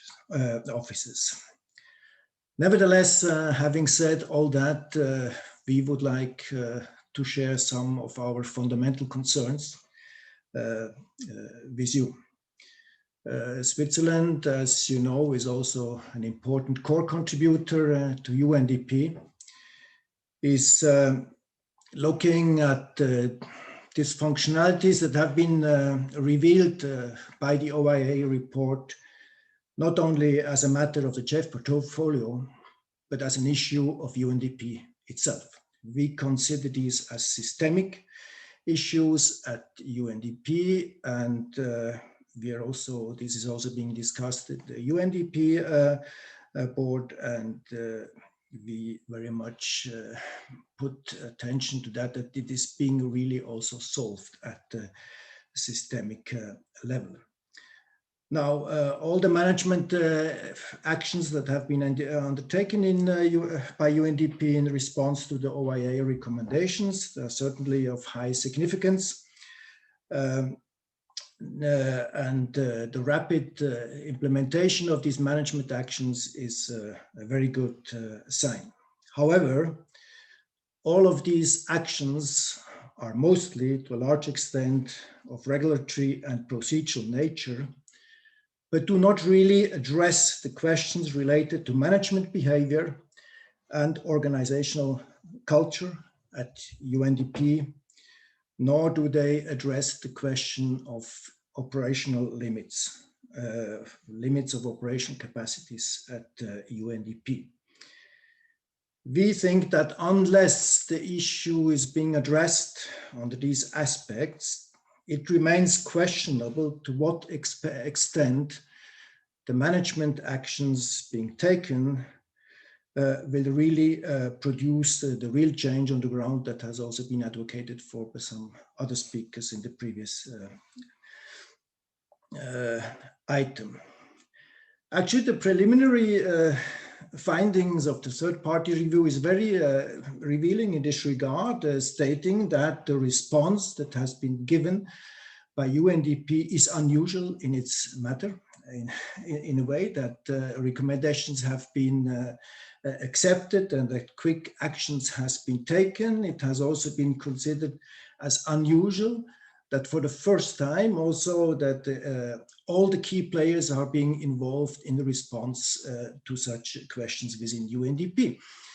This is good news, but at the same time, this shows that the issue is an issue of organizational culture and not just of regulation and procedures. Looking at things through the lens of management behavior, organizational culture and limits of organizational capacities implies a type of reporting that is more differentiated than what we have at this stage. We would thus expect UNDP to report to GEF in a more self-critical and self-reflective way, and to report to us also about the difficulties that UNDP is facing in the implementation of the changes that have to be taken. Only in this way, we think we can get the necessary credibility to be sure that what is ongoing is more than just a tick of the box exercise. In this sense, we also expect that UNDP will fill in this checklist for UNDP projects for second consideration by the Council before endorsement very carefully, and consider filling in these checklists not as a tick of the box exercise, but really provide self-reflective, self-critical information. Things are difficult. We know that things are difficult. UNDP is evolving in very difficult context. We all appreciate that there are also difficulties in implementation. Now, the second basic concern that we would like to share at this stage goes beyond UNDP. And we are wondering what GEF, both the Secretariat and the Council, some colleagues have mentioned this under the previous item already. So what conclusions the GEF will draw from this, the case of UNDP with regard to the solidity of the monitoring instruments of fiduciary standards compliance by the agencies. What is the value of the self-assessment? What can be done to make these self-assessments more relevant, more reflective, self-reflective also by the agencies? Can we be sufficiently confident that similar dysfunctionalities will not pop up tomorrow at another agency? We, of course, are well aware by the concerns expressed by colleagues from the recipient countries that there is a risk of delays in the implementation of projects due to this situation. This is very important. We have to take this serious, and we very much hope that this can be avoided to the largest extent possible. Nevertheless, we think it's in the interest of all concerned parties within this GEF partnership, the agencies, the recipients, and the donor countries, that we look at these compliance issues in a bit more in-depth and level with really critical and reflective analysis.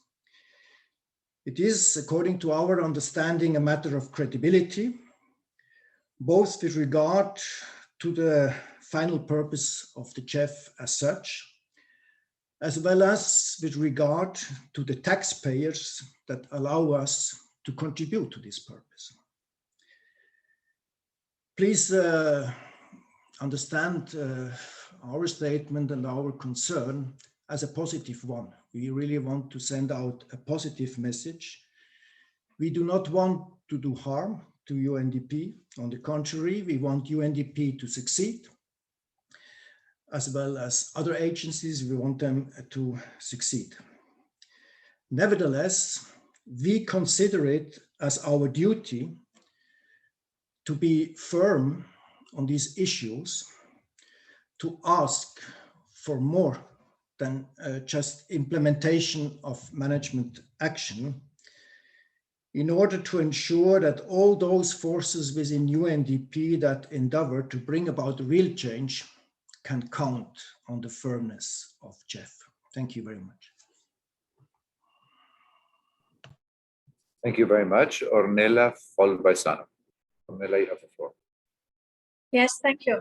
Thank you, co-chairs, and thank you, William. I hope that you and your families in such a strange period, you are all good.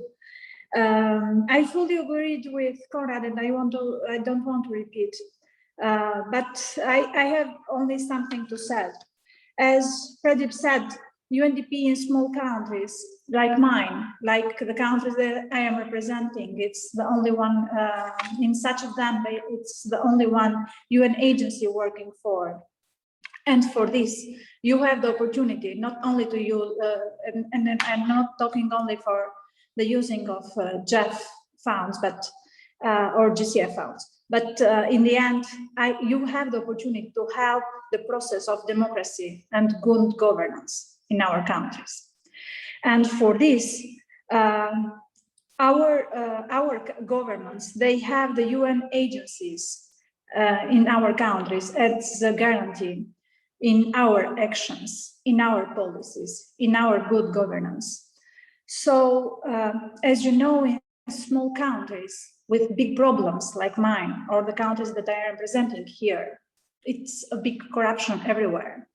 So, in our request is to bring to our country a UN vision, and this vision is given by you, and this vision must have transparency and must have good governance and good leadership showed by UNDP. To ask, and my request is to ask to our governments working with UN standards and not UNDP working with our government's standards. So I am waiting from UNDP to change this vision, and not only for UNDP, but for our countries. And this is really significant for our countries. And informing, and the last question is to inform even our countries for your evaluation. Yes, it's sure that you can't have the public transparency for everything that you are doing now for the evaluation processes, but at the end, you have to inform all our governments for the processes that you are doing within our states. I think this is really important. And the last one, it's a question for GEF Secretariat, if I may. It will be valuable, this reflection for UNDP, even for other agencies in countries like mine. Thank you. Over.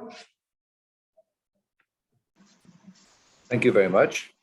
Sano, followed by Tanya, please. Sano, you have the floor. Yeah, thank you so much. First of all, I appreciate Pradeep for his very informative presentation.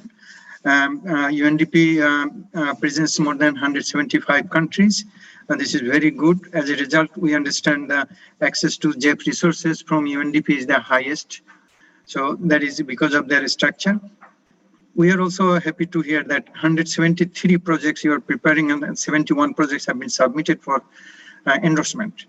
So this is, again, we appreciate your efforts. I have one specific question.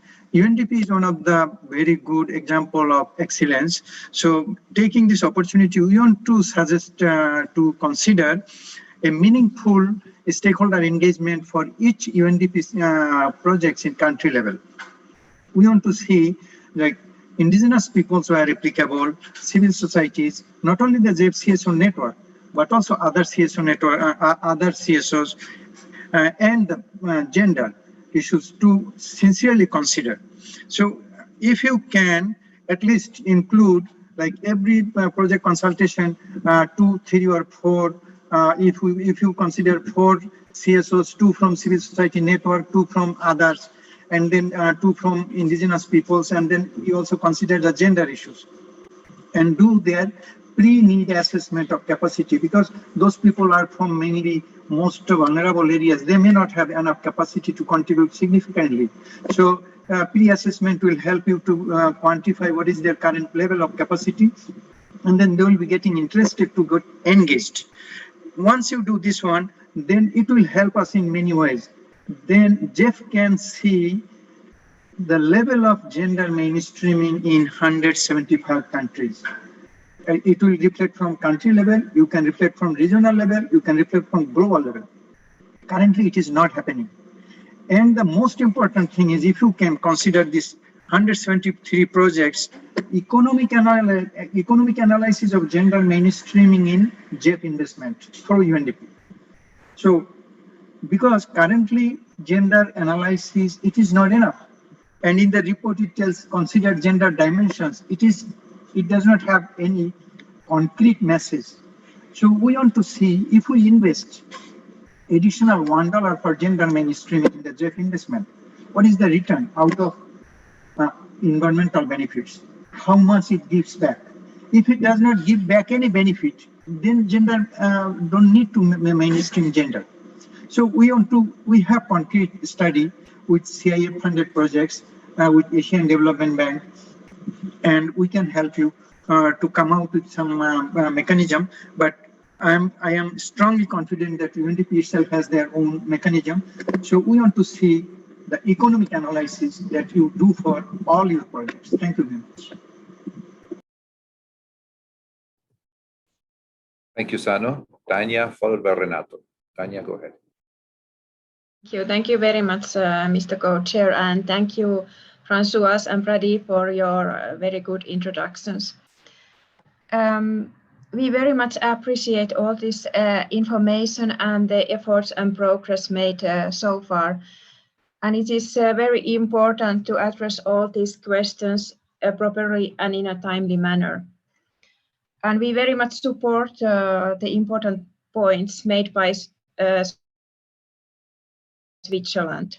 We have one specific question, and we would like to ask what steps have been taken regarding the standards and labels project in Russia, and what is the time frame for closing all remaining questions on the case?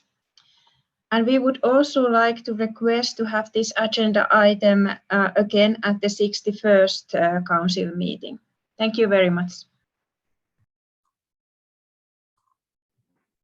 Thank you, Tanya. Renato, followed by Rob.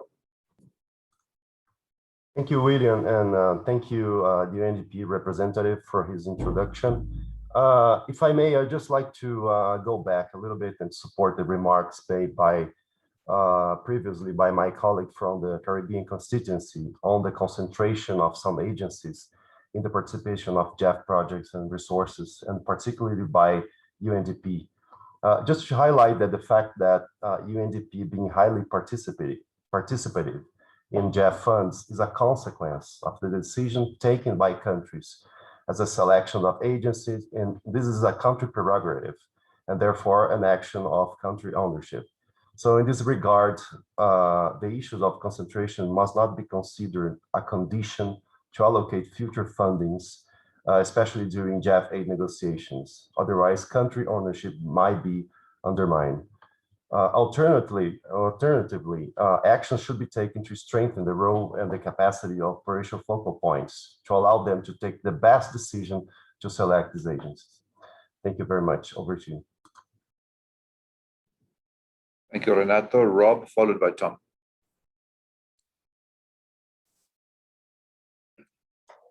Great, thank you very much. Thank you very much, Pradeep, and thank you very much, Francois, for the introduction. We'd really like to thank the UNDP and the GEF for hosting this opportunity for council members to speak with UNDP on the record. Recognizing that this briefing is centered on UNDP follow-up from the last council meeting, we want to avail ourselves of the opportunity to speak with UNDP in an open forum.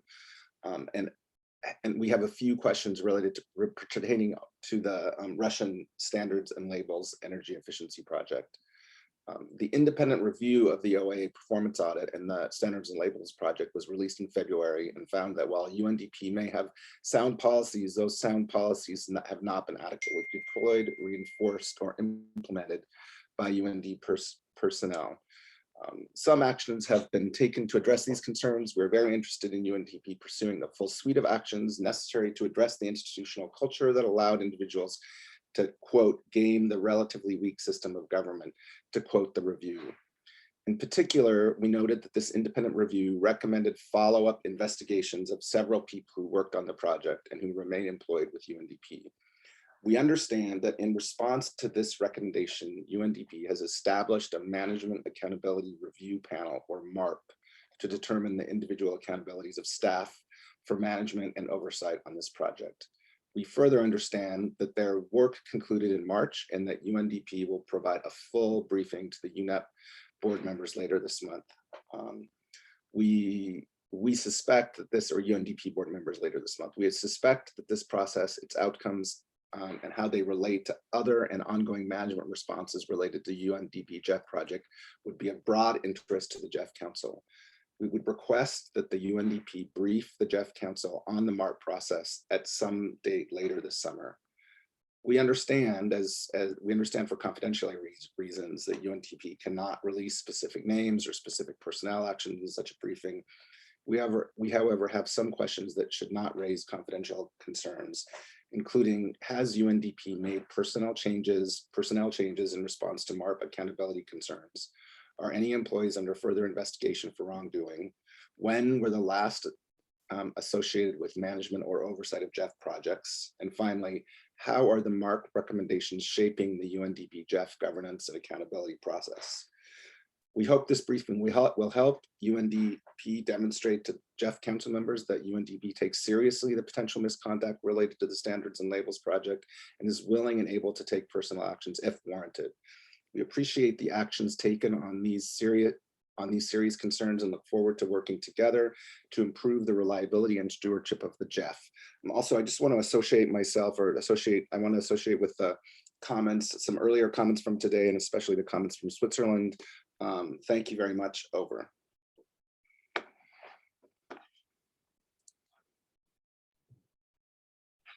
Thank you, Rob. Tom, followed by Alain.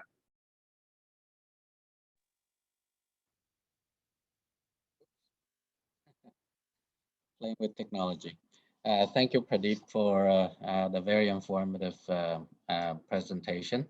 I just want to register 3 points. First, what we said about the importance of the GEF and UNDP as valued partners, and also the need to take issues like this seriously in order to make sure that we have strong partners to deliver the bold actions required, as you eloquently articulated. The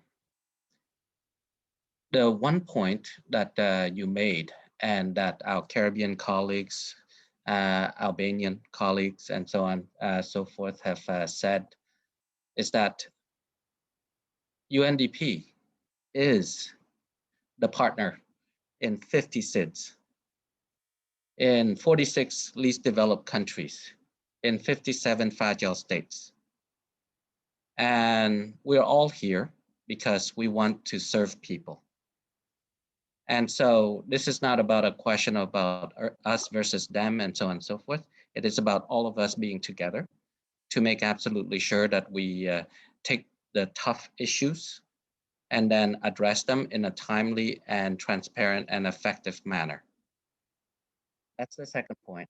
The third one is we welcome the fact that this is being taken up at the highest possible level at the UNDP, especially by the administrator and associate administrator, and the offer, which we welcome, of an executive session, so that there is time for all of us to be together and have honest conversations about the issues, so that we can come to resolution and be together to deliver the vision. And we really value UNDP in terms of the vision of GEF 8, which is healthy planet, healthy people.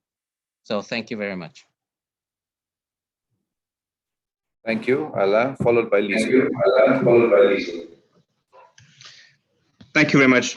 We really much appreciate the UNDP effort to fix this issue, which, as you know, is very important for us. And we really appreciate also all the measures that have been deployed to improve the process and to increase the transparency. UNDP is clearly one of the main partners for many countries for the project deployed by the GEF. And we need to support these efforts to increase transparency and process improvement. Like other colleagues, we also believe that the issue should be also tackled on the ground and also throughout the organization. Because at the end, we believe that this is also a management and an organizational issue that need to be addressed and fixed. And we fully trust the UNDP staff and management to be able to address the root cause of this issue. Thank you very much. Thank you. Liesl, followed by Ben. Thank you very much. I would just like to say on behalf of our constituency that we would like to thank the GEF Secretariat very much for the information of how the discussions of the board from last December have been followed up. We appreciate the very close dialogue with UNDP on this issue. That said, our constituency continues to be very concerned about the UNDP related issues and is appreciative of the comprehensive response by UNDP, and we continue to follow these actions very closely. We would also like to thank UNDP for its briefings and reports following the Council's decision from December. We found the briefings and reports very useful and helpful for increased transparency. We appreciate the fact that the leadership of UNDP has been briefing both the Council members and the board of UNDP. In connection with that, we understand that the challenges regarding UNDP as an accredited agency for the GEF have been discussed or been on the agenda for the UNDP board. We would very much appreciate some details about this. Our constituency takes these issues very seriously, as I mentioned before, and believes it's of utmost importance for UNDP to ensure that their systems are improved and strengthened in order to avoid such cases in the future. On the other hand, we would also like, as many others have mentioned, we're concerned about the extra requirements that are being put on UNDP and how this may or may not be leading to delays. And we would like to hear UNDP's reflection and opinion on this. We want to support the comment made by Pradeep on the audit that will take place on implementing partners this year. This is really an important issue for us and is very much sort of the crux of many of the things we're talking about today. To support our colleagues from Finland and the US, we would very much like to hear some more information on the actions related to the Standards and Labels project. It's extremely important to us. Thank you. Thank you very much. And final speaker this round, Ben, you have the floor. Many thanks, William, and many thanks to Pradeep and UNDP for that statement. That was very helpful. I wonder, actually, it was quite a lot of that as a prepared statement. I wonder if we can see any of that in detail and written down. It'd be very helpful to see that. I think we're satisfied that UNDP are on track in implementing the recommendations of the OAI report, and it's good that they have been keeping donors updated regularly. We welcome the progress made by UNDP and the serious being taken by UNDP at a very senior level, and via the CEO. And the last point we made as well, the last intervention, and also noted by Switzerland, noting that this actually is unusual for UNDP. We're keen that UNDP implements the OAI recommendations in full, and like the US and Denmark just now, we're keen to see the report from the MARP process on the Standards Label project. We also recognise the wider issues being taken forward at the UNDP board and agree with many of the points and issues raised by Switzerland in that regard. Also welcome, as Deep mentioned, the additional OAI report later in this year and the independent EY report, and looking forward to seeing those. Finally, also useful to hear about the OAI review of implementing partners as well. So I think it'd be helpful to see that one too. So many thanks. Thank you. That ends the list of speakers. Back to you, Chair. Well, thank you so much to all. So now I will give the floor to Pradeep so we can answer questions and react to comments. Over to you, Pradeep. Thank you, CEO. So first, the easy one. Indeed, we will circulate a written markup of what I presented to you shortly after this, after today. So you have that. I'd like to get to the heart of the issue, which to us, as it is to you, is about ultimately how are all of these actions changing practices on the ground. And I'd like to give you a couple of examples to illustrate that while by no means, are we complete with what needs to happen, work and efforts and steps are already beginning to yield the kind of change that hopefully will help us better manage risks. One concrete thing that we have introduced, change that we've introduced as a result of this, is the introduction of what we call, referred to internally as pre-investment steering committee reviews of requests for assistance that come into UNDP. This is really important because it allows resident representatives to get early sight of the kinds of risks and issues that we would need to contend with, be it with our partners on the ground, and as well as our own internal constraints of taking on additional requests, given the current investments in our own capacities on the ground. That, I believe, has triggered a number of conversations up front, particularly with these new requests, which stand us in a better position which allow us a better opportunity to ask some of the tough questions up front before we are committed to outcomes that are then too late to reverse. And that has already had a number of important conversations and led to additional sort of reaching out to other partners where we feel our own constraints are a matter of issue, and or incentivized or triggered our country offices to take additional actions to manage risks upfront, involving conversations with ministries on what would need to be done in order to be able to meet the standards expected from both UNDP as well as in line with the GEF requirements. The second thing that has happened that is important is a clarification of roles and responsibilities. In itself, it sounds quite mundane, but it actually is quite an important step for us to internally be clear about who is accountable for the provision of oversight at different stages of the project cycle. And after so many years of supporting the vertical funds and the changeover of staff, etc., this was, I think, well past due, and it's happened now. It's been enshrined into our operating system, our program and policy procedures, which mandates everybody in UNDP, no matter where they sit in the organization, to follow. Which was a deviation from the past where, frankly, some of these details were not in our POP. But those changes have been made, and now they're beginning to be part of the everyday DNA of UNDP. Of course, it takes time. We're an organization with 17,000 staff across the world. We have started the process of sensitizing everyone through webinars. I myself has led, I think, 22 of these webinars that have taken place over the last 23, 24 weeks. So that will continue. And we hope that, those changes will have a material impact. Additional changes are in the forefront. We have rolled out what we call as a country office needs assessment tool in order to determine what exactly country offices need to have in place in order to better oversee some of the implementing partners that we work with, given the kind of risks that we're going to have to manage with our national implementation modality. And married to that is a question of resourcing our country offices so that they're able to carry forth the due diligence required.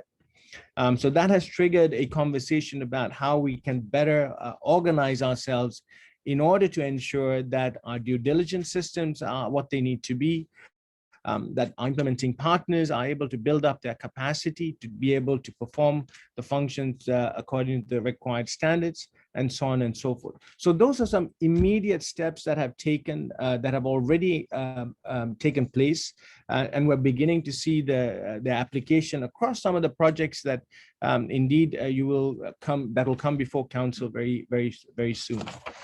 On Russia SNL, I think it is probably best to take this up within an executive session. But I can say for now that the UNDP has fully accepted the recommendation posed by the independent reviewer.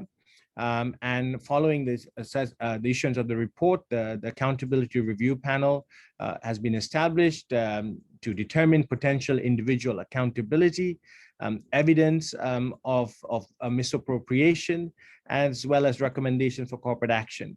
The panel has provided information analysis which point to a number of responsibilities. We're now determining what adequate and proportionate administrative or disciplinary measures need to be taken in response to and in line with UNDP regulations and rules, which include due process rights. The findings of the panel are confidential to preserve the integrity of these subsequent ongoing processes. So I think it's best to take up any questions that you have on this within an executive session. I don't know whether there's anything else that I need to respond to directly. If I have missed anything, Francoise, please let me know. But I can add, Chair, that EY is present here. They haven't concluded their assessment of UNDP, but they are in the process of doing so. We expect the report from EY to be submitted to UNDP by the end of this month. The BDO assessment of UNDP's management of GCF funds have been shared with the third-party reviewer for the GEF, Mr. Graham Jocelyn. So he is in receipt of that report. We have shared that report with the GCF Secretariat. And following the submission of our management response, I expect that that will also be made available for anyone else who wishes to access it, providing that the GCF itself is comfortable with its release. Right now, it is a document that has been submitted as part of UNDP's reaccreditation to the GCF, which is expected to be completed this year. I will say, however, that for us, the findings of the BDO report, the EY report, the OAI findings form a cluster of initiatives, recommendations that we need to implement. We are taking all of those on board and ensuring that ultimately what we have is a robust UNDP system that is able to service all the requirements of these funds, including those entrusted in UNDP with the kind of due diligence that our systems expect and which our contributors, our donors also expect of UNDP. Over, Chair. Thank you, Pradeep, for that. And before passing it over to Francois for some comments and reactions, I want to react myself to the very good question that Conrad made us with regards to what conclusion the GEF Secretariat draws from this UNDP case. And I can say that even though we got the ongoing third-party review process, later this year we'll have the OAI and the Ernest and Young report, which will give us a lot of good information. And even though we got a very engaging and active dialogue on a daily manner with UNDP, a couple of things are important to me to highlight. One is that what Pradeep just mentioned with regards to roles and responsibilities. As I look to our fiduciary standards and try to really understand how do we really assess the policy compliance and implementation capacity, and coming from a recipient country and having been able to work with implementing agencies, the revisiting the area of roles and responsibilities is critical for us to really manage risk associated to this very complex business. Also, I would like to say that, in the lines of what the Caribbean representative in Brazil mentioned with regards to the role of countries, that there's a lot of ways by which we can manage risk by understanding the needs to strengthen and reinforce the country support program. And this is something that we're doing it in the context of GEF 8. So it's not just a matter of working with regards to the minimum fiduciary standards that we enact in 2019, but also doing a comprehensive, holistic approach. And based on my personal experience as working with the strengthening and engaging very strong with the countries to the country support program is another way to achieve this. And yes, indeed, this year we'll have a couple of agencies retreat, and this is going to be one of my main focus with all agencies with regards to their compliance on policy, on their policies and implementation. I think that the GEF Secretariat, and I want to be very honest with this, can go more than what we do in doing the oversight of that policy compliance and assessing implementation capacity. And I will be pushing for that in the context of addressing the strengths and weaknesses of our roles and responsibilities. I don't know, Francois, any reaction from your side? Thank you very much, Chair. Let me maybe just address the one question indeed that Switzerland, Conrad brought to us, together with a general injunction to all parties to be critical, to keep on a self-reflective mode and to report on difficulties encounters. We certainly welcome the whole collaboration of the partnership on this. That's the first observation. And to your question, which is what conclusion GEF draws from the existing experience, we're certainly on the mode of self-reflection and learning first. And second, we're using the third-party review to advise us as well, right? To advise us first on the learning registered with this first one, which serves as a pilot of sort to calibrate the other ones we have to conduct. So the learning from that will feed into the process of assessing through a third-party review the self-assessment of other agencies as well, right? And second, we have explicitly asked, and that's part of the scope in terms of reference of the third-party review, the third-party reviewer to advise us on how to increase the effectiveness and the efficiency of our own protocols and procedures and practices relating to assessing the relevance of agencies' policies and behaviors and implementation capacity to the minimum fiduciary standards and its application, right? So we expect to benefit from the recommendations of third-party review to help us calibrate the future as well. And that's very much the spirit in which we are approaching the exercise. Thanks very much for the question. Thanks to both of you. And William, I would like to see if there is any interest of final questions or comments by our council members.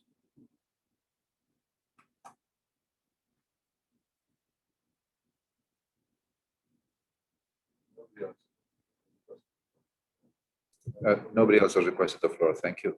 Okay, well, thank you so much, William. Once more, Pradeep, thanks to you and Francois. Also to our colleagues of Ernst & Young who join us for whatever need we may have with them. With this, I will get to a close of the discussion of this agenda item number 5. There is no decision proposed, so I will continue with our agenda. Thank you all. Thank you so much. With this, I go to agenda item number 3, work program for the GEF Trust Fund.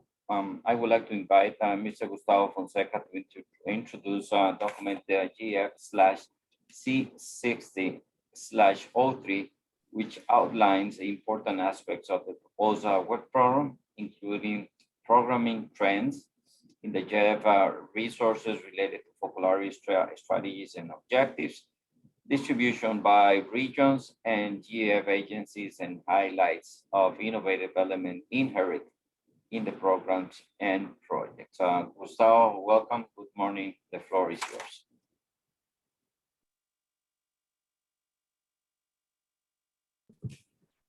You're muted, Gustavo.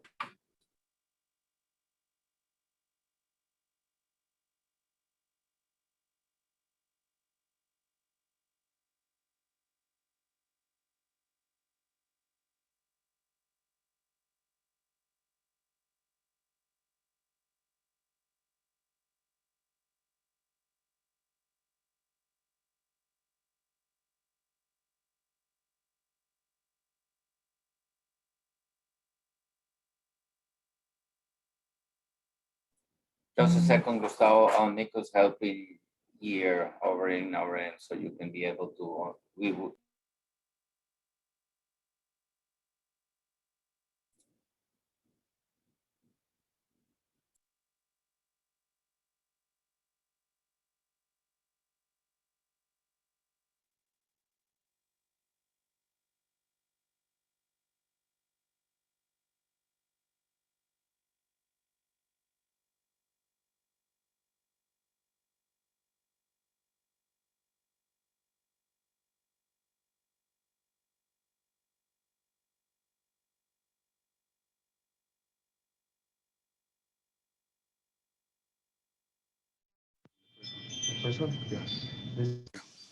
Can you hear me now?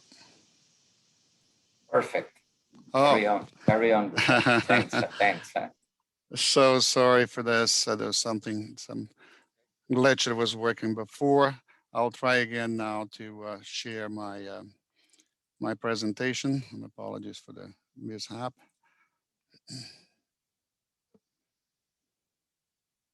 So you can see them.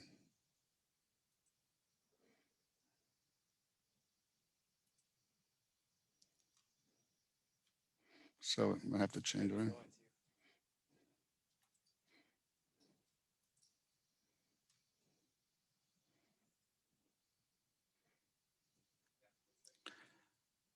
Very good. So sorry for that, and good morning, good afternoon, good evening again to all of the colleagues and council members. It's my real pleasure to introduce the June 2021 work program, which is the 6th work program in the GEF 7 cycle. The work program requests from the GEF Council the approval of $257.3 million together with 23.8 million in agency fees for a total of 281.1 million. This is a relatively modest work program in comparison with the sum that we had earlier in the cycle, but it's not atypical for this time in any replenishment. This amount represents 7.2% of the entire GEF 7 replenishment. I'd like to remind us that we are at 36 months into the 48 months of GEF 7, which means that we are at the 75% timeline mark in the funding cycle that we will end in June of 2022. And if the work program is approved as we have it, overall STAR utilization will reach 80% of all STAR resources in GEF 7 and 81% of all GEF 7 resources. So we are ahead of the game, and I would like to congratulate the countries, the agencies, the partners, the council, who are responsible for this great outcome in making countries access resources ahead of the game. So this is a very good outcome despite the challenges we had over the past 18 months with the pandemic. I should also note that significant resources will be directed in this work program to vulnerable countries in Africa and Asia and across LDCs and SIDS, while also enhancing priority programs. And finally, the work program includes 2 new project proposals seeking resources from the non-grant instruments window for blended finance. Other strategic projects that are at the core of GEF 7 are also included in the work program. And finally, I'd like to point out that despite the pandemic and the usual due diligence that has been applied to project designs and to different project reviews, stages and processes have been the practice. In fact, we have not only applied the same due diligence, but we also have increased the screening and review of projects in light of the risks associated with COVID-19 and how those can be affecting projects individually. And for your information, we have attached the individual COVID-19 screens to the cover note that you have before you to allow Council to see the risks and also the opportunities that are associated with each one of these projects. The work program also includes significant amount of co-financing, which is estimated to be about $2.6 billion. Of this total, a full 81% or 2.1 billion is classified as investment mobilized, and investment mobilized, if you recall, is this new category of co-financing that was established in the ambit of the GEF 7 replenishment. because we wanted to track better the different types of co-financing that agencies and countries are bringing to each one of these projects. In the work program, the total expected co-financing stands at 1 to 10.1, with investment mobilized for middle-income countries and for upper middle-income countries that are not LDCs or seeds, standing at 1 to 8.2. In GEF 7, to date, the co-finance is 1 to 8.2, and investment mobilized is 1 to 5.9. Both figures indicate that overall co-financing aspiration that was set for GEF 7 is being met. This co-financing that we have in this work program may appear a little high in comparison with previous work programs, and this is partially due to one particular blended finance project, an NGI project, that this is expected to bring very high co-financing. If we don't use it to calculate the co-financing ratio, it's still quite significant. We still have 1 to 7.2 co-financing ratio for the work program, which is still above the GEF 7 ambition. So that's good too. 9 agencies, or 50% of the 18 accredited agencies, are represented in the work program. UNEP is responsible for 26% of the demand, followed by UNDP with 22%, and the World Bank with 21%. Considering the distribution of resources to date from the first work program to now in GEF 7, we can notice a trend towards more equitable distribution of resources, particularly among the 4 agencies that are responsible for the largest share of the GEF business. A very important feature of this work program is the dominance of the focal areas of international waters and chemicals and waste that together amount to some very close to 50% of the resources. You might recall that these 2 focal areas were lagging a little behind, and we had that discussion in the last work program. And so this trend is very positive and means that these 2 focal areas are being able to catch up programming in GEF 7. And it also means that if we calculate it all focal areas now have programmed at least 75% or more of their GEF 7 allocations. And we are precisely at the 75% time mark in the cycle if the work program is approved as such. So again, very positive programming trends. A total of 92 countries will benefit from the work program, with a special emphasis on LDCs with 30 countries, and also SIDS with 35 countries receiving support. Africa is the region with the highest level of resources programmed, with almost 30% of the total share of the work program. Followed by Asia and SIDS with a little over 18% and 17% respectively. The remainder of allocations is split between ECA and LAC and global projects. And some may be curious about the apparent drop in resources that are located to LAC, but this is explained by the early and very successful programming by the region. And now only 12% of the resources from STAR remain unused. So this is a very good signal.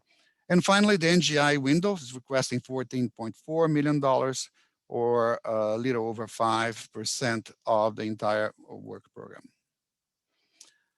Interest by countries in the existing programmatic approaches continues to be very high. And in this work program, we have included requests from 15 countries to join in 3 programs that already have been approved already.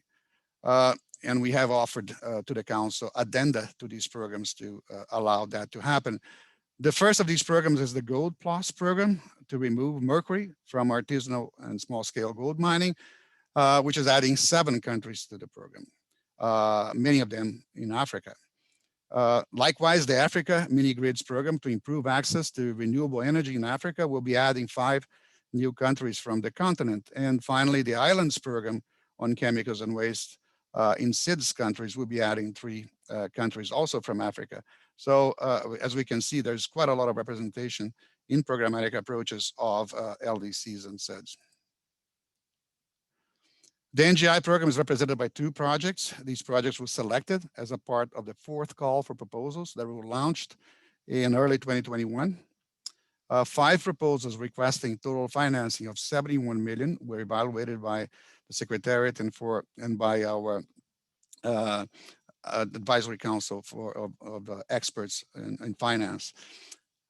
Out of the 5 projects that were submitted, 1 was positively screened in the 3rd call for proposals, a prior one, and 1 was a resubmission, and 3 were new projects that came in the latest call for proposals.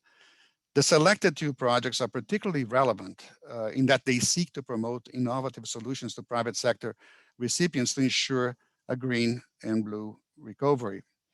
The IFC GEF Hotel Green Revitalization Program will provide a first loss guarantee to a risk-sharing facility created by IFC and local banks in order to support the SME hotel industry on how to build back better.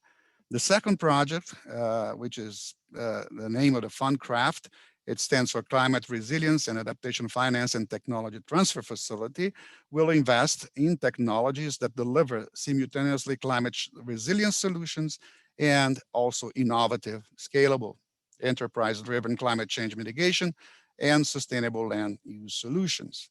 With these 2 projects, programming of NGI has reached 91%. Their work program will also deliver a highly impact set of results across all 10 indicators, and is projected to benefit a significant number of people in the countries where the GEF resources will be invested. Overall, the work program will deliver significant results on indicators linked to international waters, and more specifically on protecting marine biodiversity and fisheries. All full-size projects considered gender dimensions in their initial design and included measures to mainstream gender. And most projects describe strategies on how they're going to ensure gender-responsive stakeholder consultations and provide information on plans to carry out gender assessments and complete gender action plans in project development. At this point in the GEF 7 cycles, 5 out of 10 indicators have reached 100% or more of the GEF 7 targets, with 81% of GEF 7 resources having been spent. So we are very good on most of them. The greenhouse gas emissions reductions, which is the other indicator that was lagging a little behind, is now very close to reaching its target with 95% of the results delivered. And finally, the work program is estimated to directly benefit 18 million people. I'm sure the Council remains interested in understanding the effects of the pandemic on our business. And while COVID-19 continues, we have required new business practices and more virtual interactions. And the GEF partnership has found some very innovative ways to get back to business. Carlos Manuel, in his opening remarks, highlighted that. And internal practices in project reviews now include a COVID-19 screen that assesses the risks and opportunities associated with each project submitted for consideration by the GEF. So I'd like to point that this work is ongoing and it's been quite innovative overall. As Carlos Manuel mentioned this morning, we'll hope that this is the last council meeting we'll have over a video platform. And the background noise that you're hearing now is not a technical glitch. If you're here in Washington with us this week, I'm sure you'll be fascinated by this once in a 17 years phenomenon of the emergence from the ground of cicadas that belong to what's called here the Great Eastern Cicada brood, which is one of the many populations of cicadas. And brood 10, as it's called, can emerge in densities of up to 3.5 million cicadas per hectare, which is fantastic, which means that the total number of insects in this brood may add up to the trillions of individuals. So all sorts of organisms around here, including people, are really feasting on this wonder of Mother Nature, and despite the many abuses that she's been facing. So we hope with this example that our collective work, we can help keep our ecosystems as productive and as vibrant as this one example of a wonder of nature. With that, I thank you very much and turn the floor to you, Chair, for any comments that we may have. Well, thank you so much, Gustavo, and thanks for that conclusion. The other day I was walking in one of these parks here in DC, and the cicadas were singing so strong that I felt that I was in the Costa Rican rainforest. So very happy to be here at this time of the year. With this, I will thank you once more, Gustavo, and open the floor for questions and comments from council members with regards to the work program for the GEF Trust Fund. As usual, William will help us out with the list of speakers. Over to you, William. Thank you. First speaker is Rajesh, followed by Tom. Rajesh, you have the floor.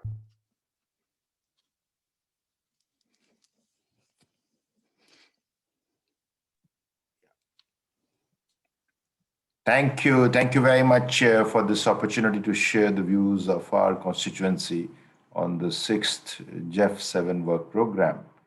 We welcome this program and in particular for its high co-financing ratio of 10.1.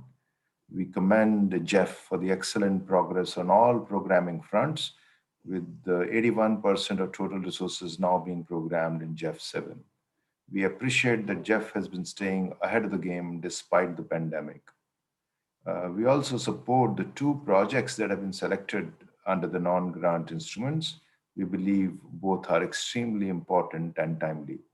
We request the Secretariat to work closely with the operational focal points to ensure their successful implementation in close coordination with the country authorities. Chair, we have only 2 concerns and 1 request.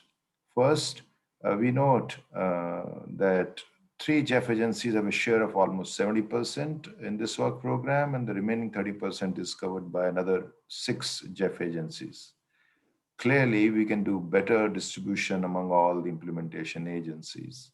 Second, we would like to flag the delivery of global environmental benefits against GEF 7 targets for core indicators where the total achievement is still significantly below the targets. We request the Secretariat to closely monitor progress on all of these, and particularly on reduction and avoidance of chemicals of global concern and the waste in the environment. Finally, we request for an early initiation of an earnest exercise to expand the list of implementation agencies by including more international and regional institutions of repute and proven capacity and expertise in one or more areas of our work. With those words, back to you, Chair. Thank you. Thank you very much, Rajesh. Tom, followed by Tanya. Tom, you have the floor. Thank you, Carlos. Just 3 quick points. We welcome the increased focus on chemicals and international waters, which represent almost half of the proposed work program.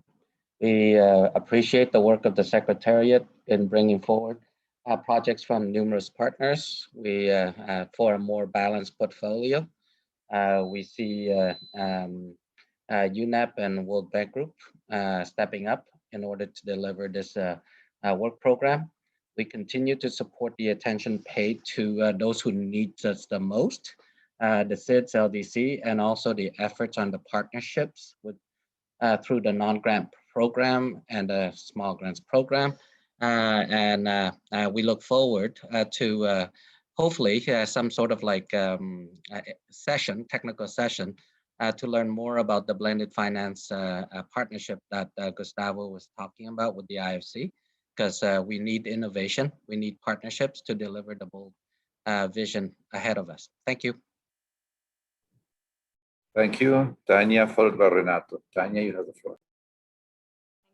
Thank you, Chair, and thank you, Gustavo, for the presentation. It is good to know that the risks and opportunities posed by the pandemic are measured for each new project.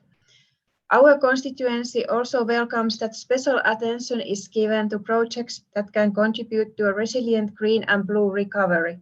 It is important to report on COVID measures and on what can be learned from measures undertaken due to the pandemic and what can or will become permanent solutions for the future.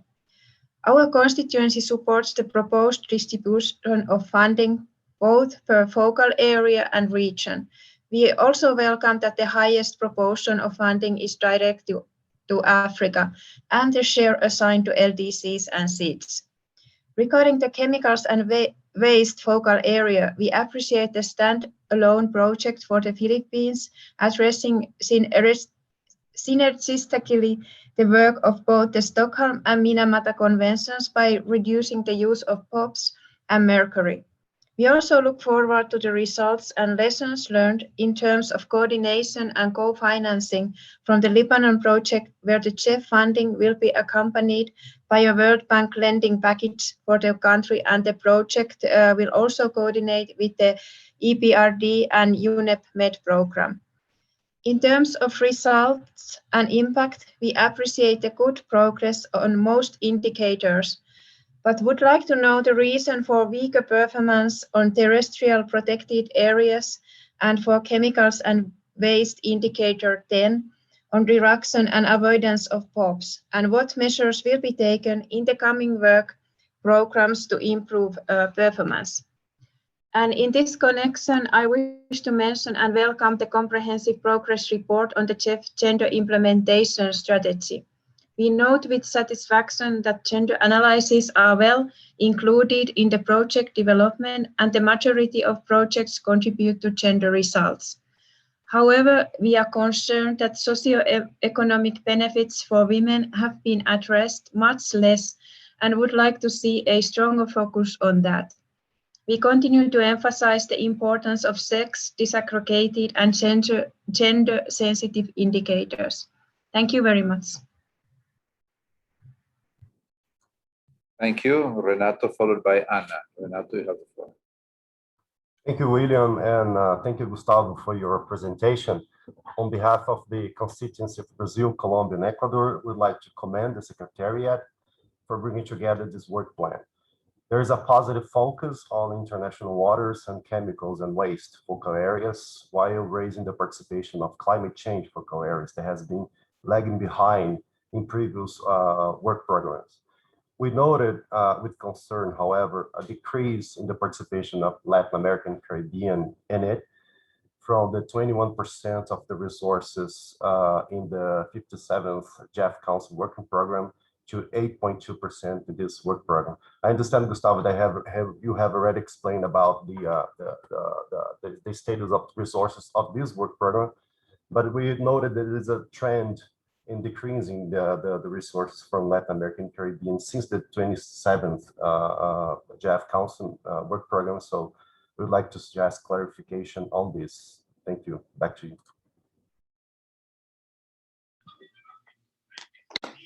Thank you very much. Anna, you have the floor, followed by Gabriela. Thank you, William. Thank you, Gustavo, for the presentation. Our constituency joins the other council members in commending the GEF partnership and GEFSEC for ensuring its continued operations, which enable the submission of pipeline projects amidst the effects of COVID-19 pandemic. And this has led to the programming of 81% of GEF7 resources at the 75% timeline mark in GEF7. And this is a notable accomplishment considering that the past 15 months have been challenging due to COVID-19 mobility restrictions. We support the adoption of the June 2021 work program, which includes strategic projects that support GEF7 priorities, such as improving management of MPAs, enhancing management practices in landscape, and reducing emissions of POPs in the atmosphere. And we thank and acknowledge the inclusion of 8 projects with more than $44 million allocation under this work program proposed for funding by the members of the Asia Pacific constituency. As countries transition to the new normal, we acknowledge the flexibility of the GEF in making adjustments to the design and preparation of projects for CEO endorsements, such as A, adoption of some form of virtual engagement for the stakeholder engagement processes and other critical meetings, and B, use of local technical experts instead of external consultants due to difficulty on travel. We recommend that the Council look further into these examples of new normal practices in the project development process and consider how virtual platforms and activities can be further supported and maximized to improve or streamline the GEF project cycle by reducing the time required to complete the project preparation. In this way, more project proposals can be accommodated because of the expected savings from reduced time administrative costs and consultancy fees as a result of the shift to alternative mode of stakeholder engagement and use of local expertise. With respect to co-financing, the financial difficulties, especially in majority of recipient countries, due to the limited fiscal space and competing priorities because of the COVID response, should be taken into consideration in firming up the respective projects included in the work program. Thank you, Mr. Chair. Thank you, Gabriela, followed by Cordula. Gabriela, you have the floor. Thank you, William. And since it's the first time I'm taking the floor, I would also like to congratulate Mette in her new role as co-chair. We very much appreciate that you have taken on the role and go through all the efforts it takes. Thank you so much. With that, in general, we welcome this work program and appreciate the hard work that has gone into it by the GEF Secretariat and the implementing agencies, the operational focal points, and the many people on the ground. Thank you so much. In addition to our comments here in Council, we will also send in some additional comments in writing for consideration during the further project development. We have made a few observations and related to that, have a few questions to the GEF Secretariat.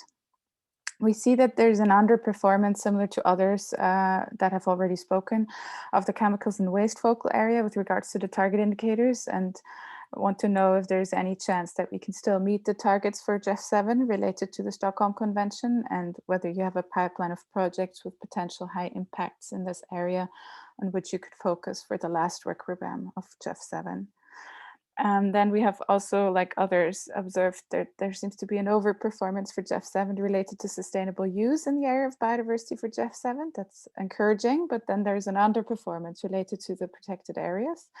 And I remember that in the past, we used to have a tendency in the other direction, especially, for example, GEF 6. And with regards to the upcoming post-2020 global biodiversity framework and a possible target for 30% protected areas until 2030, we might have to readjust this balance again. So what do you think could we do moving forward to strike a good balance between the protection and sustainable use of biodiversity and natural resources? Because as we understand, this is primarily due to the fact that more projects were submitted with a focus on sustainable use, and in the past it was exactly the other way around. And then there seems to be a challenge to identify good non-grant instrument project proposals based on the text that you have sent us. So do you have any indication why this could be the case? Is it related to the pandemic, or were there other reasons attached to it? Now, related to the non-grant instruments, we would also like to raise significant concerns related to the proposed non-grant instrument project draft. The fund is working in an area which is significantly underfunded and has challenges to mobilize additional private capital. So we therefore welcome activities in the area of climate adaptation together with the private sector in general. In fact, Switzerland has considered making a bilateral contribution to CRAFT and then decided not to based on an in-depth due diligence process. To ensure that the GEF funding will be well invested and really lead to additional mobilization of private capital for climate adaptation impacts and environmental benefits, we have to request for the following: the final approval and associated disbursements of the project Scaling Up CRAFT, mobilizing private capital to mitigate climate change and reduce land degradation through resilience investments, GEF ID 10765, submitted in the mid of June 2021 GEF work program, will be contingent on the following stipulations being met at the CEO endorsement stage. First, at least 30 million in new private sector capital raised. Second, compliance with additional conditions required by current fund investors and to be agreed with the fund manager, which include but are not limited to: A, disbursement to at least one more CRAFT funded project before the end of the extension period to be granted by existing investors; B, development of an additional pipeline of viable projects; and C, strengthening of the fund's internal capacity to ensure that new investments are made in a timely manner. And third, the compliance with additional conditions and requirements, if any, that may be submitted by GEF Council members as part of the 4-week comment period following the approval of the PIF. We appreciate that you take this into consideration, and with that, we can approve the project for CEO endorsement, and we understand we will get to see the project again for written review prior to CEO endorsement. Thank you so much.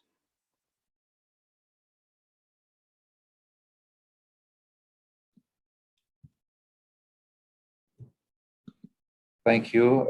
Cordula, you have the floor, followed by Ella. Thank you. We welcome the overall quality of the work program.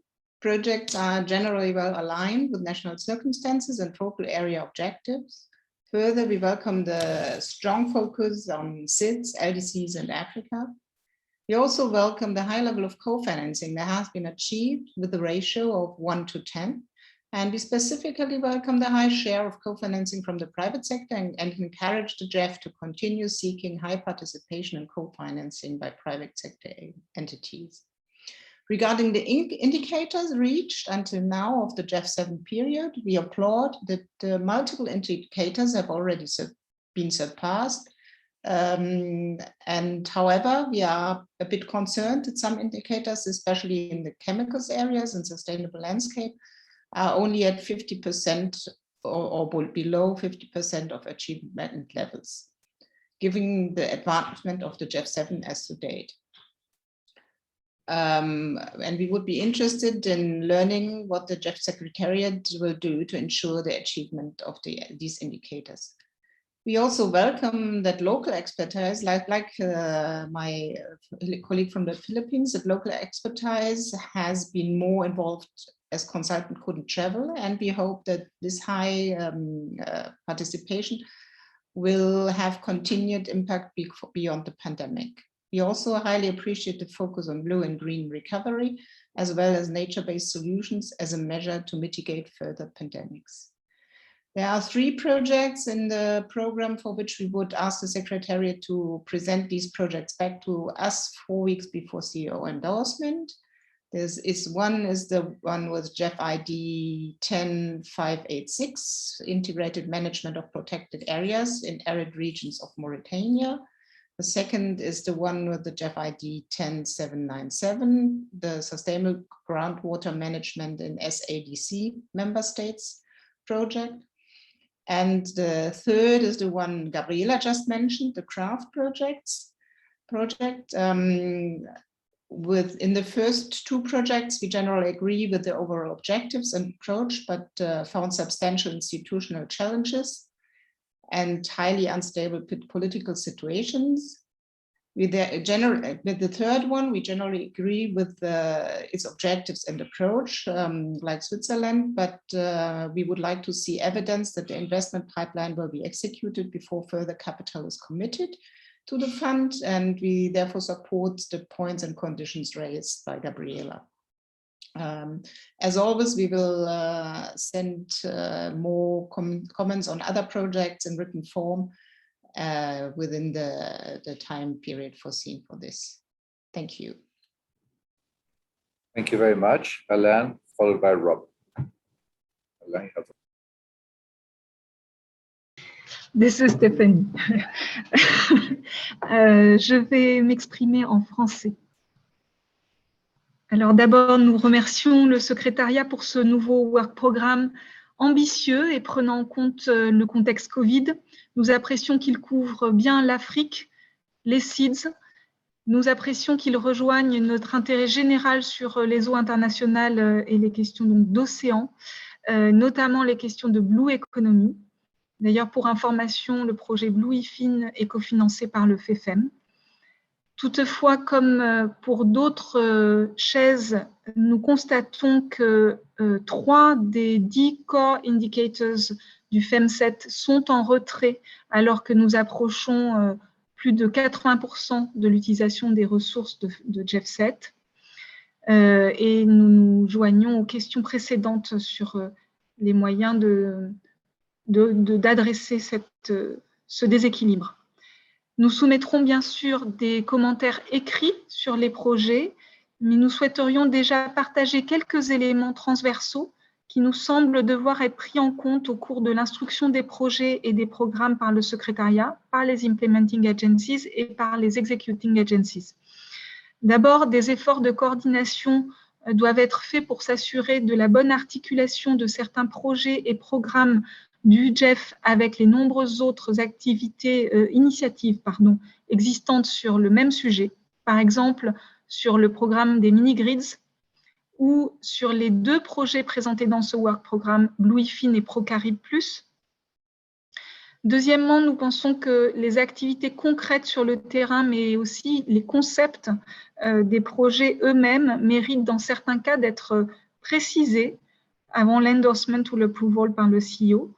Par exemple, le projet au Liban sur l'économie circulaire, selon les principes réduire, recycler et réemployer, nécessite de creuser davantage cette notion 3R dans les faits, et notamment sur les alternatives à la source. Les financements du GEF doivent, troisièmement, les financements du GEF doivent atteindre également les acteurs qui en ont le plus besoin pour mener à bien des actions cruciales pour l'environnement mondial. Cette remarque vaut à la fois pour les projets et programmes qui couvrent encore quelques pays non éligibles à l'APD, même si bien entendu c'est permis selon les règles prévues à la reconstitution de GEF 7.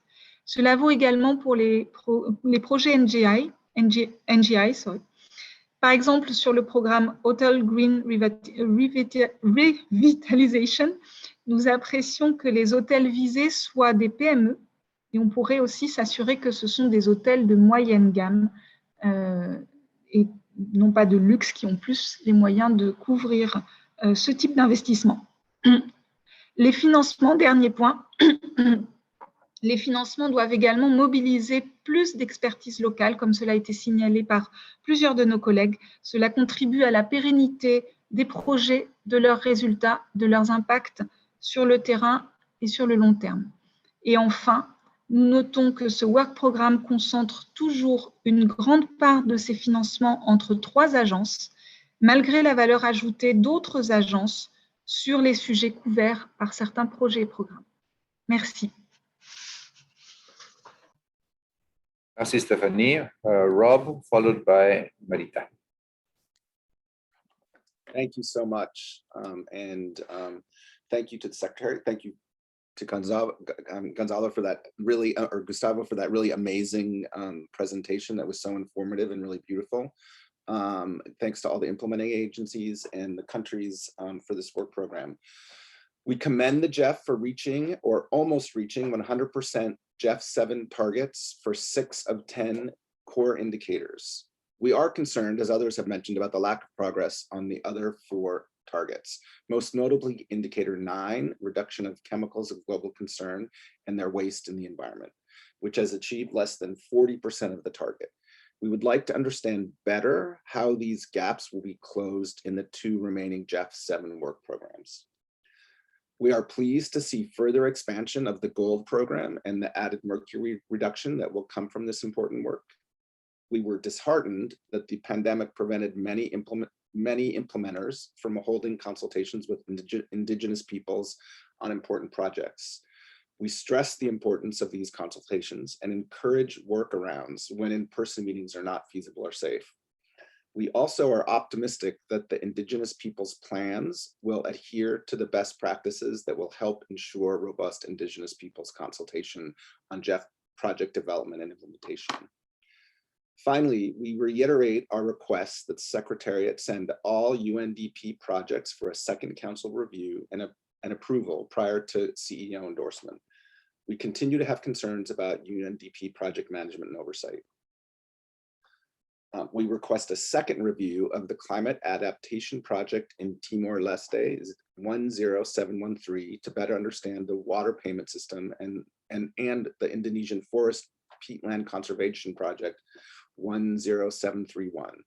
We would like to see a more detailed description of how the implementer will coordinate with key indigenous populations and organizations. We would also like to see a request, a second review of the decarbonizing transport projects in China. We have some concerns about the additionality of this project given the substantial investment already being made in this sector in China. In addition, the United States requests that the following statements be reflected in the council meeting highlights.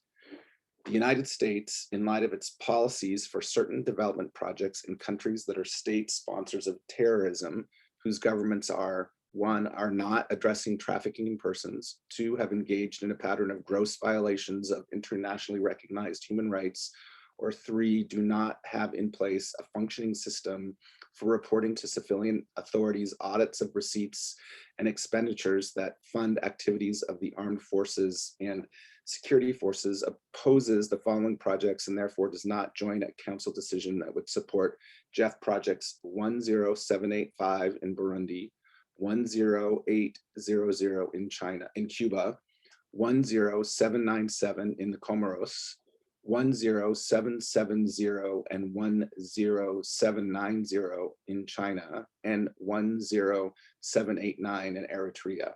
The United States, in light of its policies related to development projects in Zimbabwe, opposes and therefore does not join a council decision that would support GEF project 10785 in Zimbabwe. The United States, in light of its policies related to the development projects in Nicaragua, opposes and therefore does not join a council decision that would support GEF project 10802 in Nicaragua. We express our appreciation again for this work program and will submit further detailed comments on the work program by email in advance of July 15th. Thank you very much. Over. Thank you. Now the floor goes to Marita, followed by Brenda. Marita, you have the floor.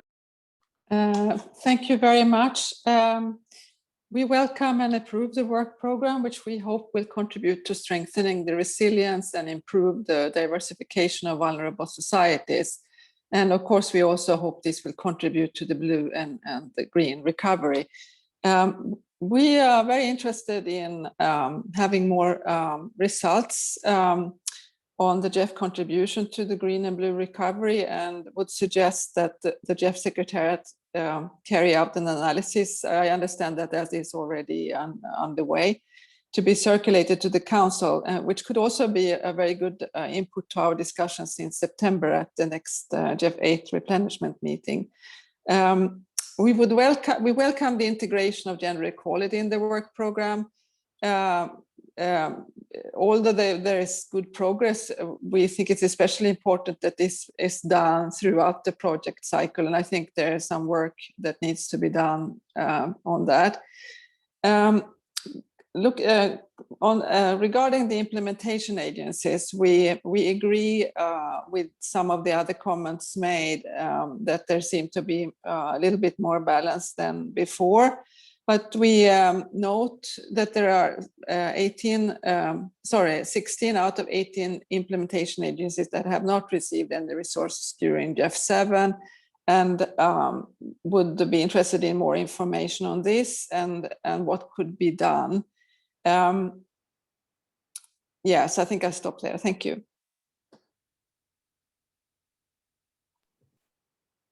Thank you very much. So Brenda, followed by Lisa. Brenda, you have the floor.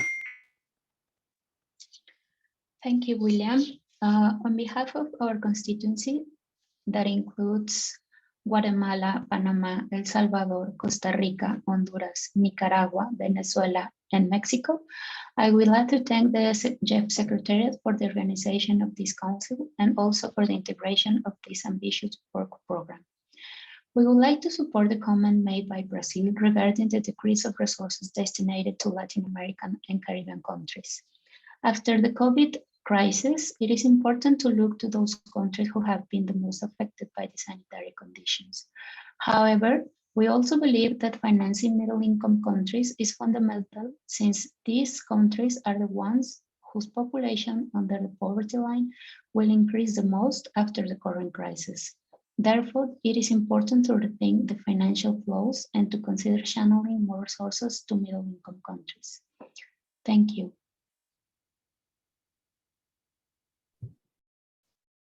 Thank you very much. Liesl, followed by Victoria. Liesl, you have the floor.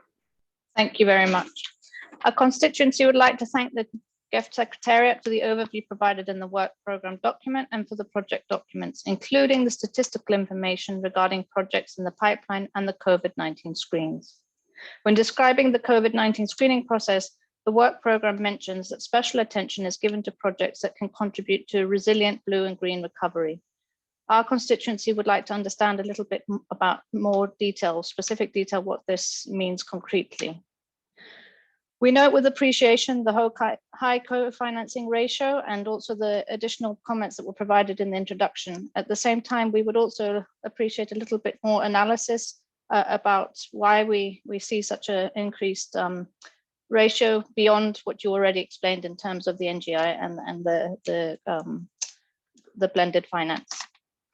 On the other hand, we note that this work program is rather smaller than previous ones, and we note that a lower percentage of the projects in the pipeline were approved. Again, we would like to hear if there is an analysis done on this. We're pleased to see that projects under the chemicals and waste focal area are allocated a substantial amount of funding in the work program. Stopping the use and release of the most toxic substances is a basic requirement for maintaining public health, a sustainable environment, safe food production, and protecting ecosystems. Projects related to chemicals rely on GEF alone for dedicated external financing. Our constituency note once again that a few non-OECD DAC eligible countries will be receiving support under this work program. Even though this is acceptable under the DAC rules for the GEF to fund up to 10% of projects in non-ODA eligible countries, we would like to make a point again that most funding to the GEF is ODA funding to be used in ODA eligible countries. In this regard, we'd like to make a specific comment on the NGI project, the IFC GEF Hotel Green Revitalization Program. This facility is targeting both IDA and non-IDA countries. Although the proposal specifies that 5-star and luxury hotels are excluded, it is reasonable to believe that this facility will benefit wealthy hotel owners. There is a risk of market distortion by including non-IDA countries. The introduction of concessional financing may crowd out existing lending products as they are not able to compete. We suggest amending the eligibility criteria to only include IDA-specific countries. Alternatively, the facility targets both IDA and non-IDA countries, but the guarantee issued by GEF can only be applied to IDA-specific countries. We also question whether scarce GEF financing is most effective spent on retrofitting hotels. The travel and tourism industry are large contributors to carbon emissions. However, airlines and transportation make up the critical bulk and not hotels. And I would also like to say from our constituency that we support the comments by both Finland and Sweden on gender. And in particular, as Sweden mentioned, we see that there's still a way to go in terms of ensuring that this is incorporated throughout the program cycle. Our constituency will be submitting some extra comments in writing at the end of the council meetings by the July 15th deadline. Thank you for this. Thank you very much. Victoria, followed by Ben. Victoria, you have the floor. Thank you. I would also like to thank the GEF Secretariat for preparing this ambitious work program on behalf of our constituency. As others, we also welcome the focus on climate change, chemicals waste, international waters, and as these are the areas where we are furthest away from the target allocations. One point I would like to make on behalf of our constituency is also that we particularly welcome 3 projects that support countries in preparing their biannual transparency reports.